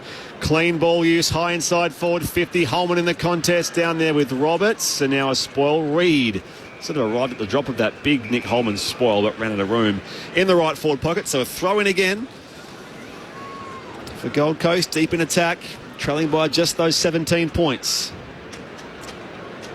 Important spoil there by Holman, just so that the Suns can set up defensively behind the ball. They're in this football match, Gold Coast. Rowbottom's caught by Rao. Ball spills free, bounces over the head of McInerney after the clearing kick from defensive 50 for Gold Coast. And Sydney, it's over the boundary line. Boundary throw in, right half forward for the Suns. They could do with the next one. The way in which they've been playing since quarter time, reasonable chance that could happen. Witts down to Anderson, clever tap. And then Rowbottom with a strong tackle on Closey. And he's caught him holding the ball. Taylor Adams came in with the second effort. He's won it. Kick comes inboard, looking for Goulden. Free kick for a chopping of the arms. So it was, I think it was initially paid, then it was 50. That's why Goulden's being marched forward here. Goulden Sam Wicks, I beg your pardon. Yeah, Sam Wicks. So he'll be within range now, Alicia. After that, 50. Important kick for Sam Wicks with his opportunity in the start to stay in. Return to the side for the first time since round 2. Kicks from 40 here. That is his second goal of the afternoon. And again, the Swans just bridge a little further away. 9-5-59 to Gold Coast 5-6-36. 22 gone in the third quarter on ABC Sport. Your experts are Callum Sinclair and Alicia Eva. Probably a bit of a frustrating quarter for both teams, to be honest. Like, I think defensively both teams are actually holding up pretty well. But it's really free kicks that are just kind of causing scores. You saw the one with Joel Amadi there. There was obviously some confusion with the Gold Coast Suns player. King had, an incident there with McCartan, which got him a shot on goal. A 50-metre penalty to Wicks. I wouldn't say there's been anything overly free-flowing about it, either of these sides' games. So, yeah, it's certainly defensively playing very well, but neither team can really move the ball, to be honest. It's a big goal from Sam Wicks, though. I mean, the mystery around his exclusion from the team for the Richmond game had Swans fans asking a lot of questions. Missed the next one as well. Back into the side, 2 big goals. Swans win it again, and Warner charges through the middle of the ground. Kicks inside 50. Collins does well to punch it away from McLean. Papley wins it at ground level. Handball to Warner. Now Heaney, snap from Adams. Bouncing ball, falls over the back of Collins. Powell has it now. He's caught by Wicks. And the umpire says he was caught without possession of the football. So Gold Coast, under pressure, under siege, have a free kick. They've turned it over, though.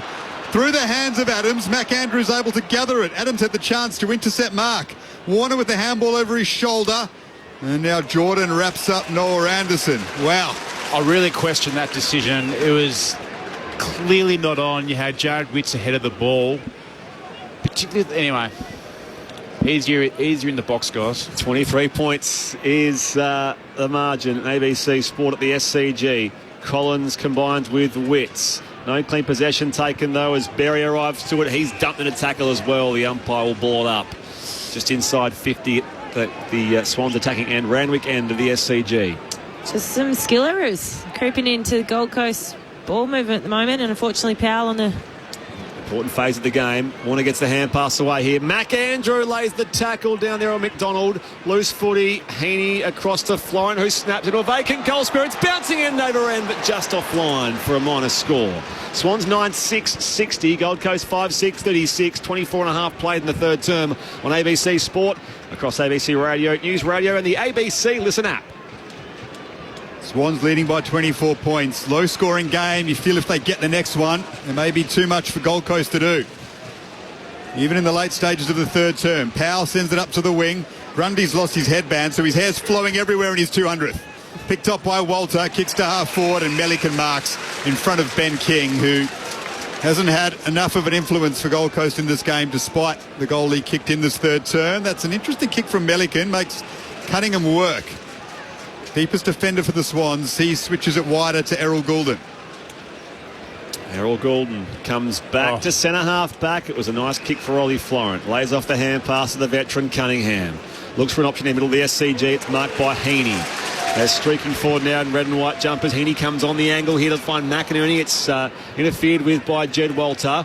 Loose footy. McInerney gets there. Floats the hand pass back inboard for Heaney. Closed down by Berry. Just got the kick away though. Warner lost the hand pass at the top here towards Adams. Goes inside 50, but it's chopped off by Lukosius. Intercepted again. More turnovers. More Gold Coast ball, but it's the Swans who lead by 24 points. Poor kick from Adams, who got some words from Chad Warner, who wanted it back after giving him the initial handball. Suns work it out of halfback. Tap forward by Powell. Swans win it back through Rowbottom. He's often the source of that. Good smother on the Goulden kick, though, by Flanders. Somehow the football finds its way back to Goulden. A kick into the pocket, Papley!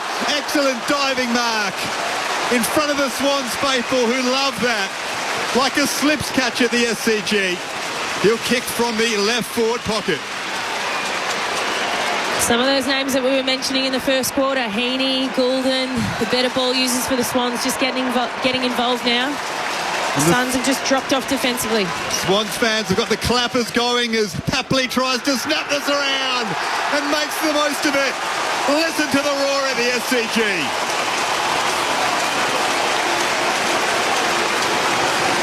Papley has 3. Margin out to 30 points. That's the biggest lead of the game. And Papley was just decked in the middle of the ground. Yeah, it's on here. There's a few jumpers being grabbed. I reckon Witts must have been the offender there, Alicia. He's the one who's giving it to Tom Papley verbally. And there's still a tussle going on here with Collins, McLean, McAndrews now got a hold of McLean's jumper. Declan Byrne down to you on the boundary. Yeah, I think it was Will Powell who just got in the way of Papley in that big goal celebration. Sometimes they can go for 50, 60 metres, that celebration, but that has ignited the SCG crowd. They've been pretty chilled throughout this game. That one has them up and about, and as you can see, Will Powell dragging the jersey of Papley, who went to Witts on the ground twice. It's clear on the replay now, you're right, Declan. As Daniel Garb said, 30 points is a game-high lead. 10-6 plays 5-6 as we approach three-quarter time. He is a wind-up merchant, Tom Papley, but lucky to not give a free kick away there, Will Powell. Restart back in the middle. Witts wins it down here for Rowell. Can Gold Coast respond immediately? Neat left foot kick towards half forward. Berry marks 65 from goal. Now needs the entry. Loads up to the hot spot here for the Suns. Leaping in from the side, Goulden, spilled by McInerney. Holman hurries it with a snap over his shoulder. It bounces into the post. I needed that. Margin back to 29. More demonstration going on there between McInerney and Holman. 28 gone third term, ABC Sport. Some feeling in this game now, more often than not. It's Tom Papley who livens up the SCG. He's done it again with a brilliant mark and snap from the pocket. As Lloyd sends it out of defensive 50 for the Swans to Melican. Wants to play on quickly to Roberts. It's an ugly kick from Roberts, but it bounces all the way to Hayward on the wing. He'll snap a high ball to half forward. Andrew wrestling with Amadi. Andrew was held without it. Had front position. Amadi tried to work his way to the front and threw McAndrew off the football. He's a good competitor, McAndrew. Give him that. McAndrew hurries his kick up the line here. Western side of the SCG. Melican attempts a spoil. Blakey's out the back. Loose man now sends a hand pass wide. Roberts inboard for Haywood. Darts away from Bodie Hewland. His kick a hurried one, and it's been marked. Back with the flight, Sam Flanders. Gold Coast start again. Defensive side of the wing. It's spilled by Touk Miller. And it's Hayden McLean's lap. Goes deep inside forward 50. Papley has 2 to beat. He was shoved by Lukosius. The umpire saw it, and he's paid the free kick for the Swans live wire. Fundamental skill errors by the Suns this quarter have just ignited the Swans game. So Tom Papley, fresh off his third goal of the afternoon, will have a tricky set shot here. An angle marginally worse than 45 degrees in the right forward pocket. We're right behind him in line with his kick here. And if anyone can nail this and bring this crowd further to life, Tom Papley certainly can. His equal best effort this season, a 4th goal. He just misses to the near side. Margin is back to 30. Just leant back on that one. Time ticking down in the third term. Suns need one before the final change. They send it up to the wing, but McCartan's well out in front of Ethan Reid. It's a very good game, Tom McCartan. Puts it into the corridor for McInerney. Middle of the grounds. He goes to Blakey, who's running off that sore ankle. Still doesn't look 100%. Lots of courage, Nick Blakey. Chisels one for a lead. Oh, Warner finding him. He'll play on. And another one to the Swans. SCG is alive and well. Swans fans on their feet. Sydney margin out to 36 points. Well, you and me, Alicia, looked at ourselves just then and just thought, that kick going inside 50, there aren't many players in the AFL that can actually hit that, particularly on his left foot. I think what Nick Blakey does when he takes a mark, he actually doesn't pull back off the mark overly that far. So he literally plays on with probably a metre between himself and the mark. But to find Chad Warner on the other side of his, on the right-hand side of his body like that, can't overly be coached. That's something that you're born with, those sort of foot skills. Even with a dodgy ankle at the moment. He's just so good to watch, Nick Blakey. That's something Buddy Franklin used to always struggle with. He couldn't understand why a lot of the players couldn't kick the ball like he could. 6 goals to 2 in this term. Sydney's over. They've kicked the past 4 goals in the game here, the home side. Now the restart here. Grundy to Roberts, goes deep inside 50 again. Amati goes up, competes with Collins. At the drop, Yulin brought to ground. Loose footy, Wicks sockets it towards goal. It's offline to the right. Creating opportunities here, the Swans. They extend their lead out to 37 points. Declan Byrne, down to you on the boundary. Huge collision between the Suns defenders, Ballard and Andrew, on the deck. They're both up now, but sucking in the big ones. They collided heavily. Friendly fire for the Gold Coast defenders. It's all turned very quickly for Gold Coast. We worked so hard to get back into this game. The Swans have broken things open. Big leap from Grundy. And marking in his 200th. Got into the back of Jared Witts. At half forward. Short handball to Lloyd. And the Swans get another before three-quarter time. Lloyd looking for a Marty. Crashed the pack. Fell the way of Papley. Caught by Lukosius. Handball is paddled in front of him by Grundy. Miller comes away with it. His target, though, in Reed, slipped over. Melican sends it back into attack for Sydney. Players converge.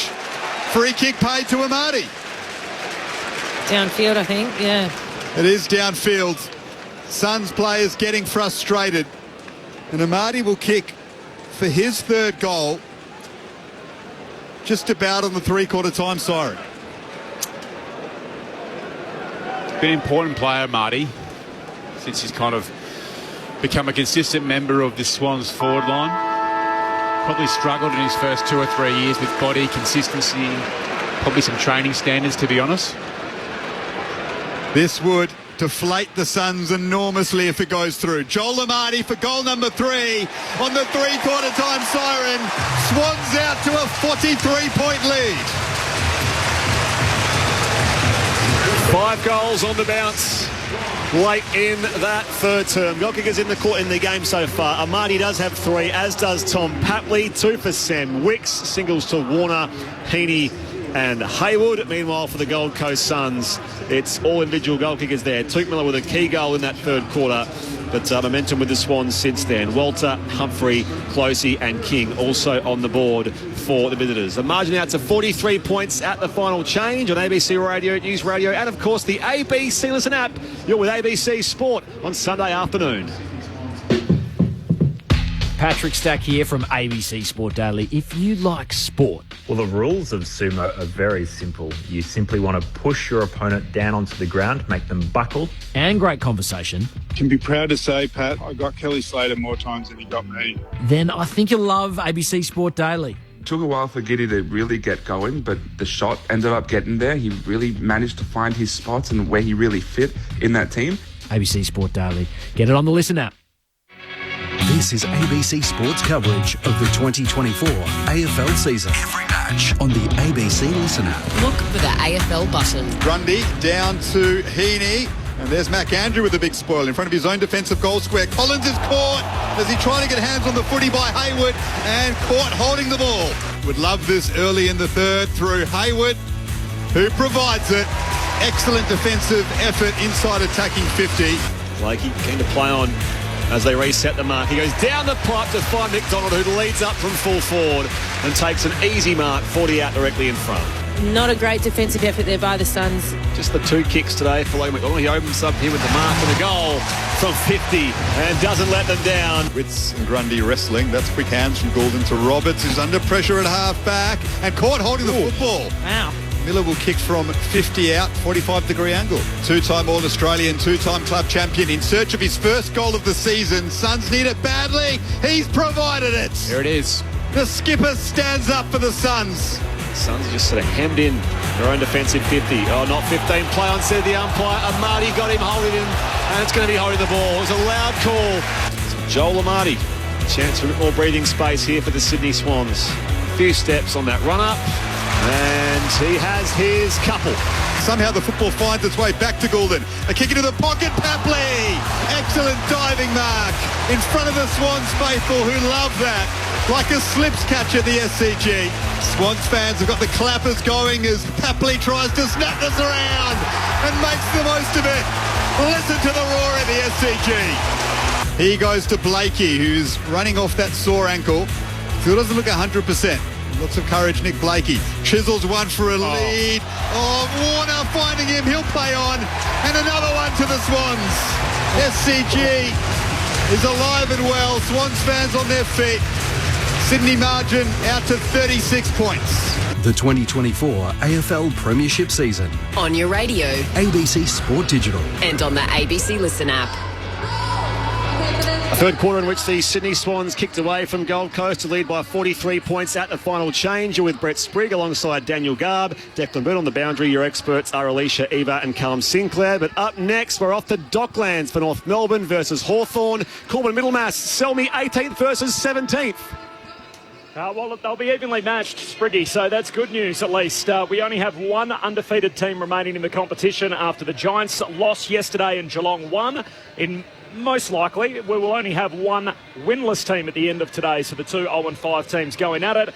Obviously, both teams have been fitted up during the week. Mitch Lewis is still out with a knee complaint, but Jack Gunstead is back for the Hawks, while Cam Zurhaar is the big inclusion for North Melbourne. So plenty of subplots to this, none more so than the fact that Alistair Clarkson coaches against Sam Mitchell, of course, the pair which shared 4 premierships together as player and coach. It was a bitter exit for Clarkson from Hawthorn, and now he gets the chance to coach against his old team for just the second time. They played twice last year. Hawthorn won both of those. And, of course, Clarkson was absent from the coach's box on the other occasion. Henry Huswaite is the sub for Hawthorn, and for North Melbourne, Charlie Lazaro is going to start as the tactical sub. Roof's on. Coming up next, Spriggy, the Hawks and the Roos here from Docklands. Beautifully done. Thank you, Corbin. Alongside Matt Clinch, Brett Delidio, Karen Peterson and Ben Cameron, your call team at Docklands up next for the Kangaroos and the Hawks. In the meantime, your texts are welcome, 0437 774 774, while Giants captain and former Eagle, Giants captain Alicia Eva and former Eagle and Swan Callum Sinclair pick it apart for us on ABC Sport. Well, Cal, my headline that I wrote about the third quarter is Swans capitalise on Suns' errors. And I think that was the story of the quarter. The Suns started well. Tuke Miller kicked that really important goal, but then just some fundamental skill errors out of the back half for the Suns. The Swans just pounced on it, and you don't need to give Tom Papley many opportunities, and he snaps that goal. The crowd just ignites, and it just changed this whole flow of the game, and all of a sudden, what's the margin now? 43? 43 is the margin. I think there's some news from downstairs, Declan, sub-wise. Sub has been made for the Suns. A forlorn-looking figure. Reid is subbed off. He got a little tap on the bum and a chat from Hardwick on the way off, but Gold Coast Suns, Swallow on, Reid off. Tactical sub, I'm sure, Cal. Well, they need to do something, but for me it was just the Gold Coast lack of discipline that quarter. Into the final turn we go. The Swans kicking 5 unanswered goals from the midway point of that third quarter to control things here. The clearance through James Rowbottom goes down to Charlie Ballard, who intercepts for the Gold Coast Suns between fullback and centre-half back. So David Swallow, as Declan Bird mentioned, is out there for Gold Coast. Ethan Reid subbed out at three-quarter time. No movement as far as the Swans are concerned, with Braden Campbell, their sub, still in place. 43 the margin, ABC Sport.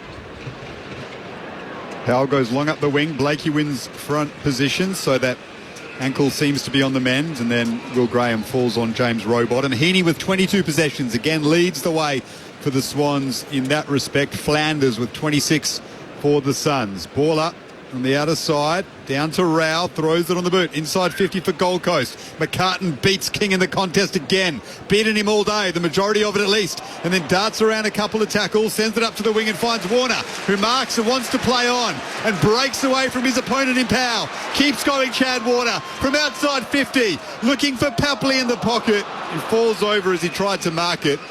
It's out of bounds. Boundary throw in next to the behind post for Sydney. Chad Warner hasn't had as much of it today as in some other games, but he's been electrifying whenever he's got hands on the football once more. I was surprised he actually went to pass that off. This is a different Chad Warner.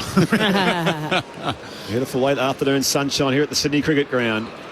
The ruck, running snatched out of the ruck here. He's tackled and lost it though. Miller combines with Fiorini for the Suns. They clear beyond defensive 50. Walter, second bite, reels in the grab on the members' wing. 90 seconds played. No change to our three-quarter time scoreline. The Swans by 43. Jordan through the air competes with Fiorini coming late. Towed forward here by Gold Coast. Heaney gathers here, snaps around the body. Witts competes with Wicks as on the loose footy Grundy gathers. Hand pass back to Goulden for the Swans. Inside 50, it was too deep for Hayward. Miller all by himself, the Gold Coast skipper. Powell back to Rowell again, and they could rebound the footy. Rowell looks for Holman, well read by Melican. It was telegraphed. Melican closed superbly on Holman. He was in a dangerous spot. Swans win it back. Cunningham at centre half-back. Switches it to McInerney. Possession number 20 coming up for him. Had a good game, Lewis Melican. He's particularly someone who's had a couple of years of, to be honest, a whole career full of nasty injuries. He's had a super season this year. Yep, looking like an important part of this Swans back line. There's players like Francis and Hamling who are putting on pressure. Melican is keeping them at bay. Just Melican and McCartan have just kept, particularly King, very quiet today. McInerney's kick is a bouncing ball to half forward for the Swans. Bounced over the head of McDonald. That's not easy to do. Strong tackle on Papley by Will Graham. He's caught holding the ball. Suns free kick, left back pocket. I feel like his head may have hit the ground then, Papley, in that tackle. Still slow getting up, isn't he? Short kick here arrives to Collins from Will Graham. A former Docker.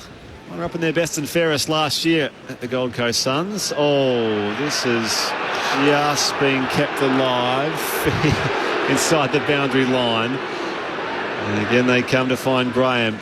He lost it in the contest. Jordan here for the Swans. He darts around closely. He can close himself to 45 and skid it through on the run. They've found a touch of class in their second half, the Sydney Swans. And the margin blows out to 49. Terrific finish there by Jordan, who probably hasn't had the most eventful day for himself, but you know, those are the sort of things he needs to do to kind of keep pressure on for his spot. You know, there is Parker and Mills to sort of, they're going to have to eventually make their way back in their team, and Connors, how I see, you'd probably see someone like him or Wicks that, you know, may fall out, but saying that he's playing an important role now. The Swans are in good form, but if you're the Gold Coast Suns right now, this is very disappointing considering that they got back in this game in that second quarter and probably up to halfway through the third, but it's just been real, as you said, Alicia, probably just some fundamental skill errors and, to be honest, a lot of lack of discipline with a number of free kicks, particularly in that third quarter, and skills by foot. James Jordan kicked a goal from a similar spot in the round 2 win. Round 3 effectively after opening round. Win over Essendon. Likes that angle. Right half forward. Swans out to a 49-point lead. Free kick Gold Coast. Rowell sends him deep into attack. Falls away of King. Fox just pinched it off him as he was about to have an effort on goal, Ben King. It's been that kind of day for the Gold Coast. Full forward. Melican under pressure from Walter. Sends it out to half back. McAndrew knocks it down, but straight down to Heaney. The 1-2 between him and Grundy. And now up to McLean and a long lead in the middle of the ground. McLean lays off the hand pass to McInerney to the middle of the SCG. He goes inside 50. It was well weighted to Hayward, who marks 40 out directly in front. That passage of play there, Brodie Grundy needs massive applause for that, because I think the few of the boys are getting around him, but he made a contest on the full back line, brought the ball to ground, followed up. He then ran about 50 metres to make another contest at ground level. Got Isaac Heaney in the play, which caused those beautiful foot skills to McLean, then to McInerney, and then to find Will Hayward inside 50. God, there's some names there that it's hard to stop at the moment. Lining up for his second goal of the afternoon, Will Hayward off a few steps. Makes no mistake. They're out to a 55-point break, the Sydney Swans. 14-8-92. The Gold Coast Suns are 5-7-37. We've now played 6.5 minutes in the final term on ABC Sport, and admittedly it's a small sample size, but from what was a competitive, scrappy game for the most part, you're looking at Damien Hardwick's biggest loss as Gold Coast coach in the opening 6 weeks. So, as I say, margin 55, your experts are Callum Sinclair and Alicia Eva. Yeah, it's a shame that from a Suns perspective, they've just let themselves down with a few skill errors, but then, as you said, Cal, the discipline has fallen away with that because frustration has grown, and with that, so has the Swans' confidence, and their prolific ball users like Heaney, Goulden, and Hayward, beautiful finish then. They've just come back into the game, and that's why this score's blown out. Swans with the last 7 goals of the game. Graham, well tackled by Adams, got the handball free though to Fiorini. Now Witts needs to be careful. Rowbottom was closing on him, he got rid of it. Blakey though gathers it beautifully at half-back. What a star he is. Handball to Goulden at centre half-back. Oh, wow. Chisels one for the lead of Hayward. They've done that beautifully, the Swans, in this quarter. Spotting up targets in dangerous spots. Hayward looks for Grundy, who's marking next to Witts. Well, he's had the better of him all day. Just waited for Witts to come near him, pushed him off. Contested mark, he'll kick from just inside 50, 45-degree angle, Cal Sinclair. But do you see how hard it is to defend when you've got foot skills like that to hit the corridor? Like, Goulden, there's no question why you're paying him a lot of money on a long-term deal. I can see why other clubs were throwing 10 years at him, because if you've got foot and penetration skills like that, so hard, so horrible as a defender for those forwards. Brodie Grundy, 2-time All-Australian club champion at Collingwood. He plays his 200th game as a Swan though, and he's on the board and wheeling away. And every one of his new teammates comes towards him to celebrate with him at centre half forward for Sydney. The margin is out beyond 10 goals to 61 points. Brodie Grundy, massive in his 200th game, and now he's got a goal to go with it. I'll roll through a few texts. 0437 774 774. G'day team, nice sunny afternoon here in Melbourne. Catching up with the chores. This current bye, Greg's asking about how the byes work. So we had, I think 4 teams had their bye before gather round. And last week it was Sydney and Collingwood. This week the bye is Melbourne and Richmond. So yeah, it was the teams that had the opening round, those 8 teams involved there. Thank you, Greg. And I get to have John in Donald. There's a text about Isaac Heaney. Marcus from Ballarat says, go Swans, finish it off, boys. On the boundary, Declan Byrne. The thing this big win does for the Swans is take them up to second place with this huge percentage boost. They leap over the Giants. To reaffirm their place in the top 4, doing it in a big way here. As Miller escapes the clutches of Rowbottom. Flanders off half-back here for the Gold Coast Suns. Wide to the wing where Ainsworth is under some pressure. Gordon was going with him. Open up some space here. Anderson gets it back here to Ainsworth. Up the outer side. It's just a little overcooked, that kick there for looking for Rogers. And it's out of bounds on the full. So Swans will have it at right half-back. You're on ABC Sport. Across ABC Radio, News Radio and the world-famous Listen app. It's the Swans by 61 points here. Be interesting to see what John Longmire does with Blakey. He came off the ground after that goal and was still looking a bit proppy. So, Declan, I know you'll be all over it, but what would you do, Cal? Would you keep him off? I would, personally. There's nothing to be gained by Nick actually playing out the rest of this game, and he's just too important. Braden Campbell is the sub. He's yet to come on. That's a direct replacement for Blakey, position-wise. Just got a bit of a fight for his spot at the moment, Braden Campbell. Swans have it on the wing through the irrepressible Isaac Heaney. Kicks long into attack. Amadi leaps. Almost got it on the second attempt. Good second effort to wrap up Witts. Andrew to Miller, who under pressure sends it out of the Suns' defensive 50, but it's marked by Heaney. Possession number 27 coming up for him. Another massive game for the Swans superstar, who was taken to the move to the midfield beautifully. Early Brownlow favourite Isaac Heaney. His kick missed, although Amati on the bounce. He evades Mac Andrew, sends it high towards the top of the square, but Collins marks the defence here for the Gold Coast Suns. Comes back to the members' side of the SCG. Sydney leads here by 61 points. 11 gone, final term on ABC Sport. Loose footy gathered by Powell. Fires the hand pass back to Berry. He's been a shining light for them across today, Berry's his 19th disposal. Comes up the line looking for Walter. Second effort. He was put to ground by Robbie Fox. Humphrey wrapped up by Roberts. He holds the ball in. Sam Draper style. The umpire says no, will ball up. Very lucky. 15-8 plays 5-7. 12 gone, final term. ABC Sport with North Melbourne Hawthorn coming up next. And the Swans play Hawthorn next week. The Giants have the Lions in Canberra. It might be undermanned further. We'll have another ball up just outside attacking 50 for Gold Coast. What do the Giants and Lions have to do with it? Because I was getting to the point that there's a derby here in round 8. Yes, you don't have to question everything. No. Okay. I was just working towards that. Oh, no, I'm with you now. Massive derby coming up on a Saturday afternoon round 8. But the Giants, I was going to say, may have some issues against the Lions next week. No Sam Taylor, no Steve Coniglio. Nervous waits for Jesse Hogan and Toby Green. Ahead of the match review officer. Boundary thrown in front of the Swans interchange gates. They lead by 61 points. Sunday afternoon football on ABC Sport. Wits down to Rowell as he's wrapped up there. As I was going to say, Gold Coast have the new premiership favourites West Coast next week as well. On the Sunday afternoon game, same time slot. That's who they've got next, but they're down here by 61 points. Hand pass comes wide. Humphrey. Gordon wraps him up. That was unrelenting from Errol. It's up against the boundary line, so we'll throw it back in.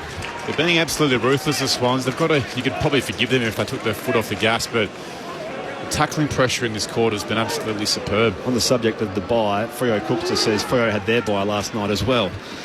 Back in it comes. McLean in front of Anderson's just copped one from his teammate Lukosius. It was just a couple of bodies getting collided up in there as it's going to come down to Anderson. Hand pass back to Fiorini. Adams has hit the deck as well. He is lying prone on the western wing, and there is immediate concern for Taylor Adams. I think it's just a corky. Yeah, I think it's a corky. There was a massive contest on the wing. Players converged on it. A couple of bigger bodies, and Adams came off second best or third best in that contest, but it looks like just a corky. He's limping off now, which is at least something, but I was looking at that Anderson and Lukosius little friendly fire, dare I say. Declan Byrne, down to you. You've read it like a book, Garby. He came off and said, yeah, corky. Jed Walter, meanwhile, has marked the entry here for the Gold Coast Suns, so he'll line up his kick from 35 out, an angle slightly better than 45 degrees. Number 3 pick in last year's draft. One of 5 debutants used by Damien Hardwick this year. For goal number 2 this afternoon, it hits the post. Back to a clean 10-goal margin the Swans way. 15-8 plays 5-8. 14 gone final term. ABC Sport, your experts are Callum Sinclair and Alicia Eva. He's tried hard today. Jed Walter, you speak of. What a talent. Pick 3 in last year's draft. Rowbottom marks on the wing. A 1-2 with Robbie Fox. Gives it back to Fox now. Short ball. Up to Wicks at half forward. He goes corridor. Picked off well, though, by Noah Anderson. Handball over the top. Anderson gets it back. Open goal square. He kicks from 55. It'll bounce true. Big goal for the Suns. You can tell by the silence around the SCG that it made its way over the line accurately. It's slightly academic. The Sydney lead is 54 points, but that's a handy goal by Noah Anderson. Down to Declan Byrne on the boundary.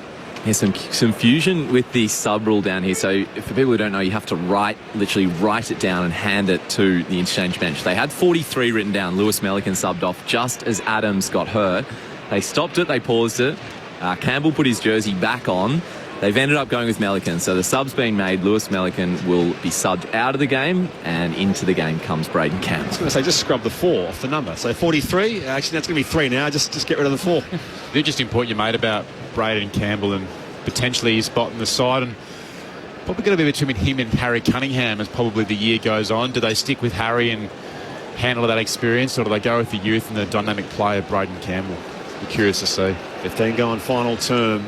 Margin 54 points Sydney's way. It was a wonky bounce to restart, so we'll have it again. I feel like if it's Campbell, he needs to get a lot of the football because he has such a damaging left foot. He's not getting enough of it. And Cunningham's the better defensive option. Correct. Clean in the ruck.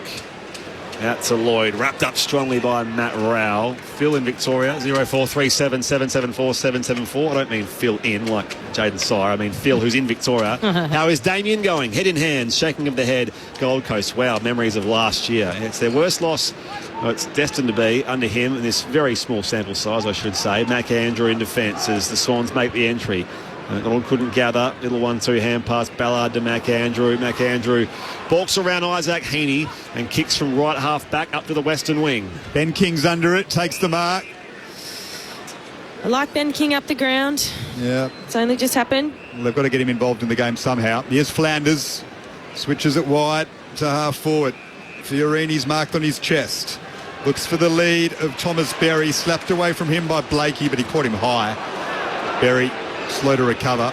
I called him Jaden Sire, didn't I? Braden Sire is the one I'm referring to, who did the fill-in false name for his social basketball team. Bill, who sent that text in, a Richmond fan by any...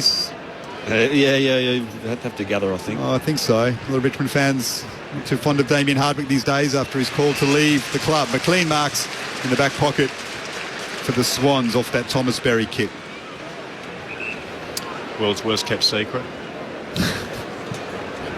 McLean, long beyond defensive 50. Mac Andrew rises up. Finish off the mark. Collins out to Berry. Sweeping hand pass across to Flanders. Lukosius on the outer logo. He had Papley closing fast. Lukosius goes deep inside forward 50. Roberts makes a half-hearted attempt to spoil. At the drop, Florent to Lloyd. The Swans are queuing up in defence here. McCartan off to Blakey. And his kick is precise for Sam Wicks on the members' wing of the SCG. It was a gorgeous effort to find Wicks amongst 4 Gold Coast players. He hits up Papley on a lead. 60 out, left half forward. Papley with 3 goals for the game. Tries to run around a couple. Goes inboard to Jordan. Now McInerney backwards to Roberts. He'll go short to Warner. They're toying with them now. And look at Grundy getting back to the square. Wicks can't go with him. Warner goes wider, so the Swans have moved this all the way around. They're attacking 50 to Goulden. He'll run onto his left. Took a little bit too long. The kick was affected. And as a result, Tuke Miller can mark in his own defensive 50. 18 gone in final terms. Swans by 54 points. ABC Sport at the SCG. North and Hawthorn up next at Docklands as this kick is a little wide from the outer side from Fiorini, and it's going to be a throw-in on the eastern wing on the outer side. It's an interesting point you make, Alicia, just on Witts, and this is by no way a criticism of him, but I think the Gold Coast have got to find some personnel to probably complement him a little bit. He's not the type of ruckman that's going to be able to get around the ground that well. He's been exposed tonight through Grundy. The voice of former Eagle and Swan, Callum Sinclair on ABC Sport. Out it comes here. Gold Coast numbers around the football. Fiorini back to Flanders. Short kick now to Sam Closey. He's a debutant himself.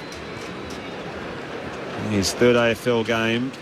Wide it comes back to Fiorini. It's his 99th AFL game, so a milestone for Fiorini next week. The Gold Coast Suns, who trail here by 54 points. Cal, here's a ruck question. What would be a good tackle number for a ruck in a game? 5+. Brody Grundy's had 10 tackles today. Yep. An enormous impact in his 200th. What an acquisition for the Sydney Swans. Gold Coast go inside 50. McCartan comes out to meet it and just palms it down to Florent off that contest. Superb work by Tom McCartan. Confidence oozing through him. Warner to Roberts. Now Heaney on the wing. Sends it long. He wants Papley. Mac Andrew doing what he does best. Dropping in the hole. Taking an intercept mark. But turning it over. Straight to Joel Amartey. He puts his hands on top of his head, Mac Andrew. Can't believe what he's done. And Amartey can have a shot at his 4th goal for the afternoon, the chance to bring the margin back out to 10 goals. I think that's the story of this second half for Gold Coast. Just the turnovers, particularly from D50, just affording the Swans shots on goal.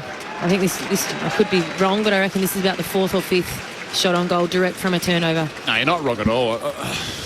We talk about their discipline, but also their discipline by foot. This second half has been, particularly at D50, it's been horrible. Joel Amartey looking for his 4th and finding it. Well, they rotate the goal kickers quite happily at the Sydney Swans. It's Joel Amartey's day on this Sunday afternoon at the SCG. He's got 4. Swans out to a 60-point lead over Gold Coast, down to Declan Byrne. Braden Campbell had to wait about 5 minutes after being subbed into the game, but he's just come on for Harry Cunningham, so he's making his way to the back line. Right, but he was subbed for Melican, of course, was the official sub, was it? Yeah, and then trying to find it. Yeah, I see that now. I'm playing catch-up here. I'm just a little behind the 8 ball today. Equal career high for Joel Amani, by the way, with his 4 goals. 4th time he's done that, so he'd love one more to break that barrier and get 5 next to his name. It's interesting. He probably hasn't had the... Even though he's on paper, he's obviously had some influence on the scoreboard, but you wouldn't say his game's been overly influential around the ground. He's probably been the recipient of a few errors from the Gold Coast Suns, particularly in the second half. We've hit time on in the final quarter.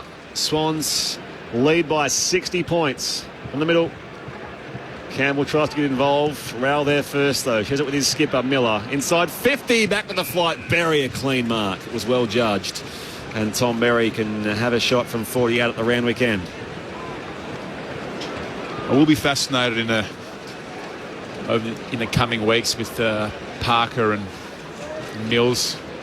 Will have to come back into this team and what they choose to do with a few guys that are out there, because just to tell you what, it's going to be don't envy the match committee for the Sydney Swans at the moment. Meanwhile, familiar pairing, Tom Berry and Randwick.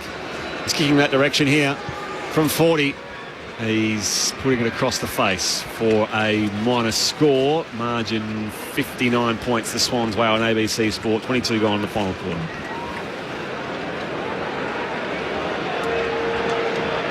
James Rowbottom playing his 100th game next week as well against Hawthorn. And Ollie Florent will play his 100th consecutive game next week at the MCG against the Hawks. Excellent effort. Gold Coast went it back at centre-half forward through Swallow, came on as a sub. They find Fiorini, 30 out directly in front. He chisels one through. Consolation goals for Gold Coast, but they won that back at half forward. And Fiorini was able to guide it home. Margin back to 53 points in favour of the Swans. Down to Declan Byrne on the boundary. I reckon the crowd is 99% Swans, but I can see one man standing up, swinging his Sun scarf above his head, happy as with that goal. What has been interesting as well, we talk about, people talk about this, the Suns and the Giants being, the expansion teams and not much history and that sort of stuff. The fact that these academy lads came through as Gold Coast fans, so you see the pictures of these guys getting photos with Jared Witts and Tuke Miller only a few years ago as young Suns fans, which is fantastic. So 5 debutants across the year so far for Damien Hardwick, and the likes of Will Graham and Ethan Reid and those guys who were Suns fans. I think there's a bright future, I think, for the game overall in that part of the world, but not to get too big picture on everyone. Still the game of footy going on here with a few minutes left. It's the Swans by 53 points. Waiting for a clearance. Witts off to Miller. Swooping through Adams. He's wrapped up as well. Seeing it as well, the Giants, Alicia, with some of the academy players coming through that were Giants fans growing up. It's just something that most of us don't think about. Yeah, it's cool. It's pretty awesome for players, both boys and girls, having that opportunity now. Coming through here, Swallow, Hewland, hand pass went nowhere. He clobbered Goulden as Goulden took possession, but the umpire will ball up at right half forward for the Swans at the Paddington end. It's they who lead by 53 points here on ABC Sport. Marty with 4 goals, Papley with 3. Flanders tracks it back. 31 possessions for him for the Suns. On his half-back line, they send it up to the wing. Florent and Goulden converge on Holman and punch it over the boundary line and into the stands of the Bill O'Reilly stand. Lovely Sunday afternoon in Sydney. Swans fans enjoying the comprehensive victory. Back to their best after that loss to the Tigers and a big scare against the Eagles in gather rounds. Off the bye, they've come out surging. Here's Goulden again. Directs traffic, wants the lead, takes a bounce, and on his left finds McDonald. Well, just directing traffic on the outer side, Errol Goulden. Fresh 4-year contract. And he's found the big 4 forward, Logan McDonald, in a lead. He'll kick from 35 out, right forward pocket. It's as horrible as a Gold Coast Suns defender when you see Errol Goulden about 80 metres out for goal and just really misses. I don't know what his stats would be for kicking efficiency inside 50, but I don't think there'd be many players in the AFL that would probably top him. Blakey included. Logan McDonald looking for his 2nd of the game in his 50th game Tight angle. He's got it. It doesn't bother him though. He stands towards the Swans fans, arms outstretched, punches the air. 2 for the game for the big full forward. Swans lead by 59. Here's Alicia Eva and Cal Sinclair on ABC Sport. Yeah, you're not wrong, Cal. Just that kick inside 50, just put it on a platter for McDonald there. Did not break stride. And a beautiful finish by Logan there. Yes. You know, that's a tough kick, and it did not deviate off the line. So, beautiful finish, and nice to kick a couple in game 50. Just trying to think of other teams in the AFL with a better or equally more dynamic forward line than the Sydney Swans, but I've spoken about it a lot this year, guys, but just their spread of goal kickers is just... it's just incredible. You know, Amadi pops up with 4 and Papley 3, Logan 2, Hayden McDonald's kick 1. I can think of one team. They play across town. They've got a few goal kickers as well, don't they? The Giants. 59. Who's their forwards coach, by the way? 59 points is the Swans lead here. Gold Coast through Tuke Miller.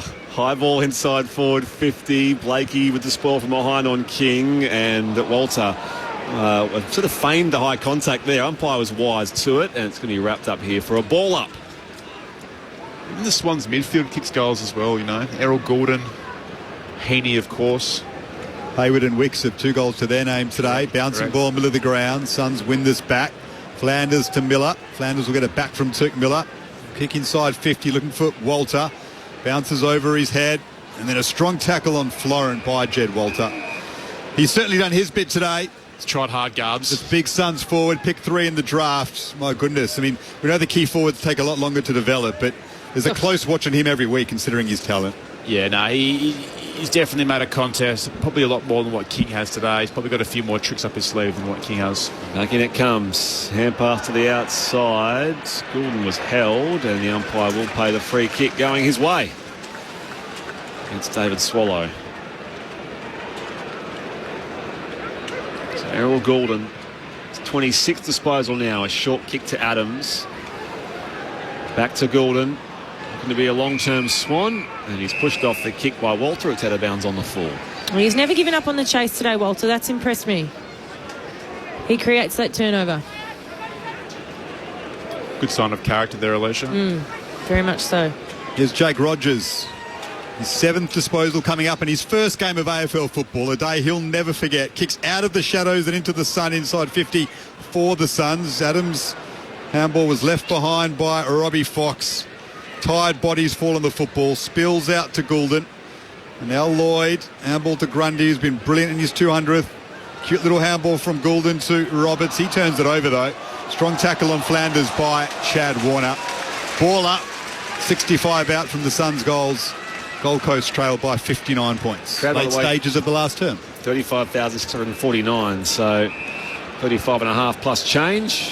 Free kick for I think will go Brodie Grundy's way in his 200th game. It's been a tough day for Jared Wicks. I don't think he'd be very happy to get in that plane and head back to the Gold Coast. Goulden with a spiraling ball up the members' wing. It's out of bounds on the full. That's his second clanger, I reckon, in a row. Swans fans had to double look there. Was that really Errol? Getting comfortable after a 4-year deal. Mac Andrew from the wing. In bright sunshine here in Sydney. Witts is outnumbered. Blakey in from behind. Loose footy, hand passed away by Miller. There's a shank of a kick there from Ainsworth. Suns go back inside forward 50. King gets up there and takes the mark. So they complete the entry with a mark to Ben King, who'll line up here for his second goal of the afternoon. It's all in consolation here for Damien Hardwick's men, but King will be 35 out directly in front. Certainly been a tough day at the office for Ben King, although like supply coming in today from the Gold Coast has been limited and a little bit ugly. King kicks from 40 and it is there. In the dying seconds of this contest, and it was a contest for the first half or so, but the Swans have kicked away. Gold Coast cut the margin back to now 53 points. It's the Swans at 17-8-110. The Gold Coast 8-9-57. You're on ABC Sport with North Melbourne v Hawthorn at Docklands coming up next. Woohoo. There's a lot of things about that contest, Cal. There is the Well, the macabre fascination of the two bottom teams, and one of them has to win, you would think. There's, of course, the Clarkson and Mitchell factor, as Corbin mentioned. That is interesting, that one. Only slightly more pressure on the Hawks. They would not have envisaged being zipping 6. Certainly not. So they need to get one away. Close the curtain on round 6 up next. North Melbourne may challenge them. The Suns challenge the Swans momentarily in this one, but it hasn't been enough. Ball bounced in the middle of the ground, time ticking down. The Suns have been scorched by the Swans at the SCG. The home side 53-point winners, up to second on the AFL ladder, above their rivals from across the bridge. Sydney comprehensively over Gold Coast.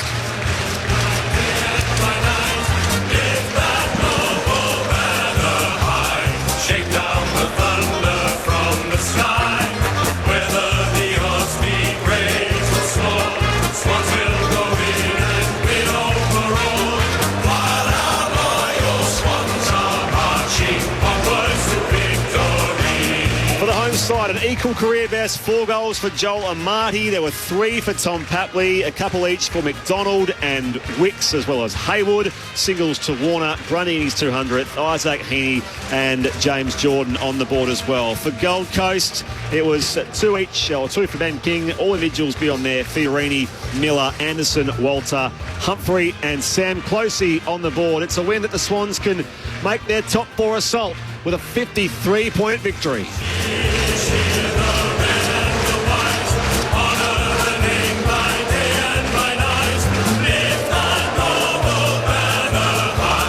Shake down the thunder from the sky. Whether the odds be great or small, Swans will go in and win overall. While our loyal Swans are marching onwards to victory. Well, let's hear it for your Sydney Swans. Sydney led by 25 points at quarter time, 11 points at the half, 43 at the final change. It was as high as 61 points midway through that final quarter, 53 points, the final margin in the end. We'll farewell most of our audience off to Docklands for North Melbourne v Hawthorn very shortly. That's in about 90 seconds' time. The Swans improved their position to 5-1 on the year. The Suns now 3-3. We might just get a summarising comment from Alicia Eva and Callum Sinclair before we farewell to Docklands. My microphone in place. Look, I think the Swans clearly the better side on the day, and when you sit back and you look at where they are in terms of stage of development and game plan and system, it's probably the right result. The Suns had a good second quarter. They put pressure back around the source, but then it was just their skill errors that cost them, and you can't do that against a good team. And you know that the Sydney Swans are a fantastic team, and look at the skill out there on the park. You give them any time and space, they will punish you. So disappointing from a Suns perspective. Just a little bit of ill discipline crept into their game, and the Swans made them pay. But well done to Brodie Grundy on game 200. I thought he was outstanding in best of field today. Yeah, the Suns probably got a real show up of probably where they are at. You know, I think everyone's got excited about their list, but to be honest, just the class and the absolute ruthlessness and physicality of the Sydney Swans all day was just clearly better club, clearly much more talent on the park than probably what the Suns have. I completely agree. I think Brodie Grundy was clearly best on ground today. I think what he ended up with, 11 tackles, 24 touches, 29 hit-outs, plus he hit the scoreboard. I think Jared Witts really struggled, and Isaac Heaney just continued his dominant form, and up the Swannies. We'll get more thoughts on all that as things roll on. We'll get some reaction from the rooms as well with Declan Byrne, and wrap things up here at the SCG. While a large chunk of our audience are heading off to Docklands for North Melbourne versus Hawthorn. Enjoy that. You'll be heading there right now here on ABC Sport as your Sunday rolls on. Time for the family road trip. 98. The big prawn. Yes. 99. The big mosquito. It's a real one. And 100. Easy. The big Listen app. Oh, cool. The ABC Listen app has a big array of road trip-ready podcasts, radio, audiobooks, music and sport. Something for everyone. I guess it has to be big to fit in all those podcasts. For a big selection of audio entertainment. Really, Dad? Listen big. Download the free ABC Listen app today.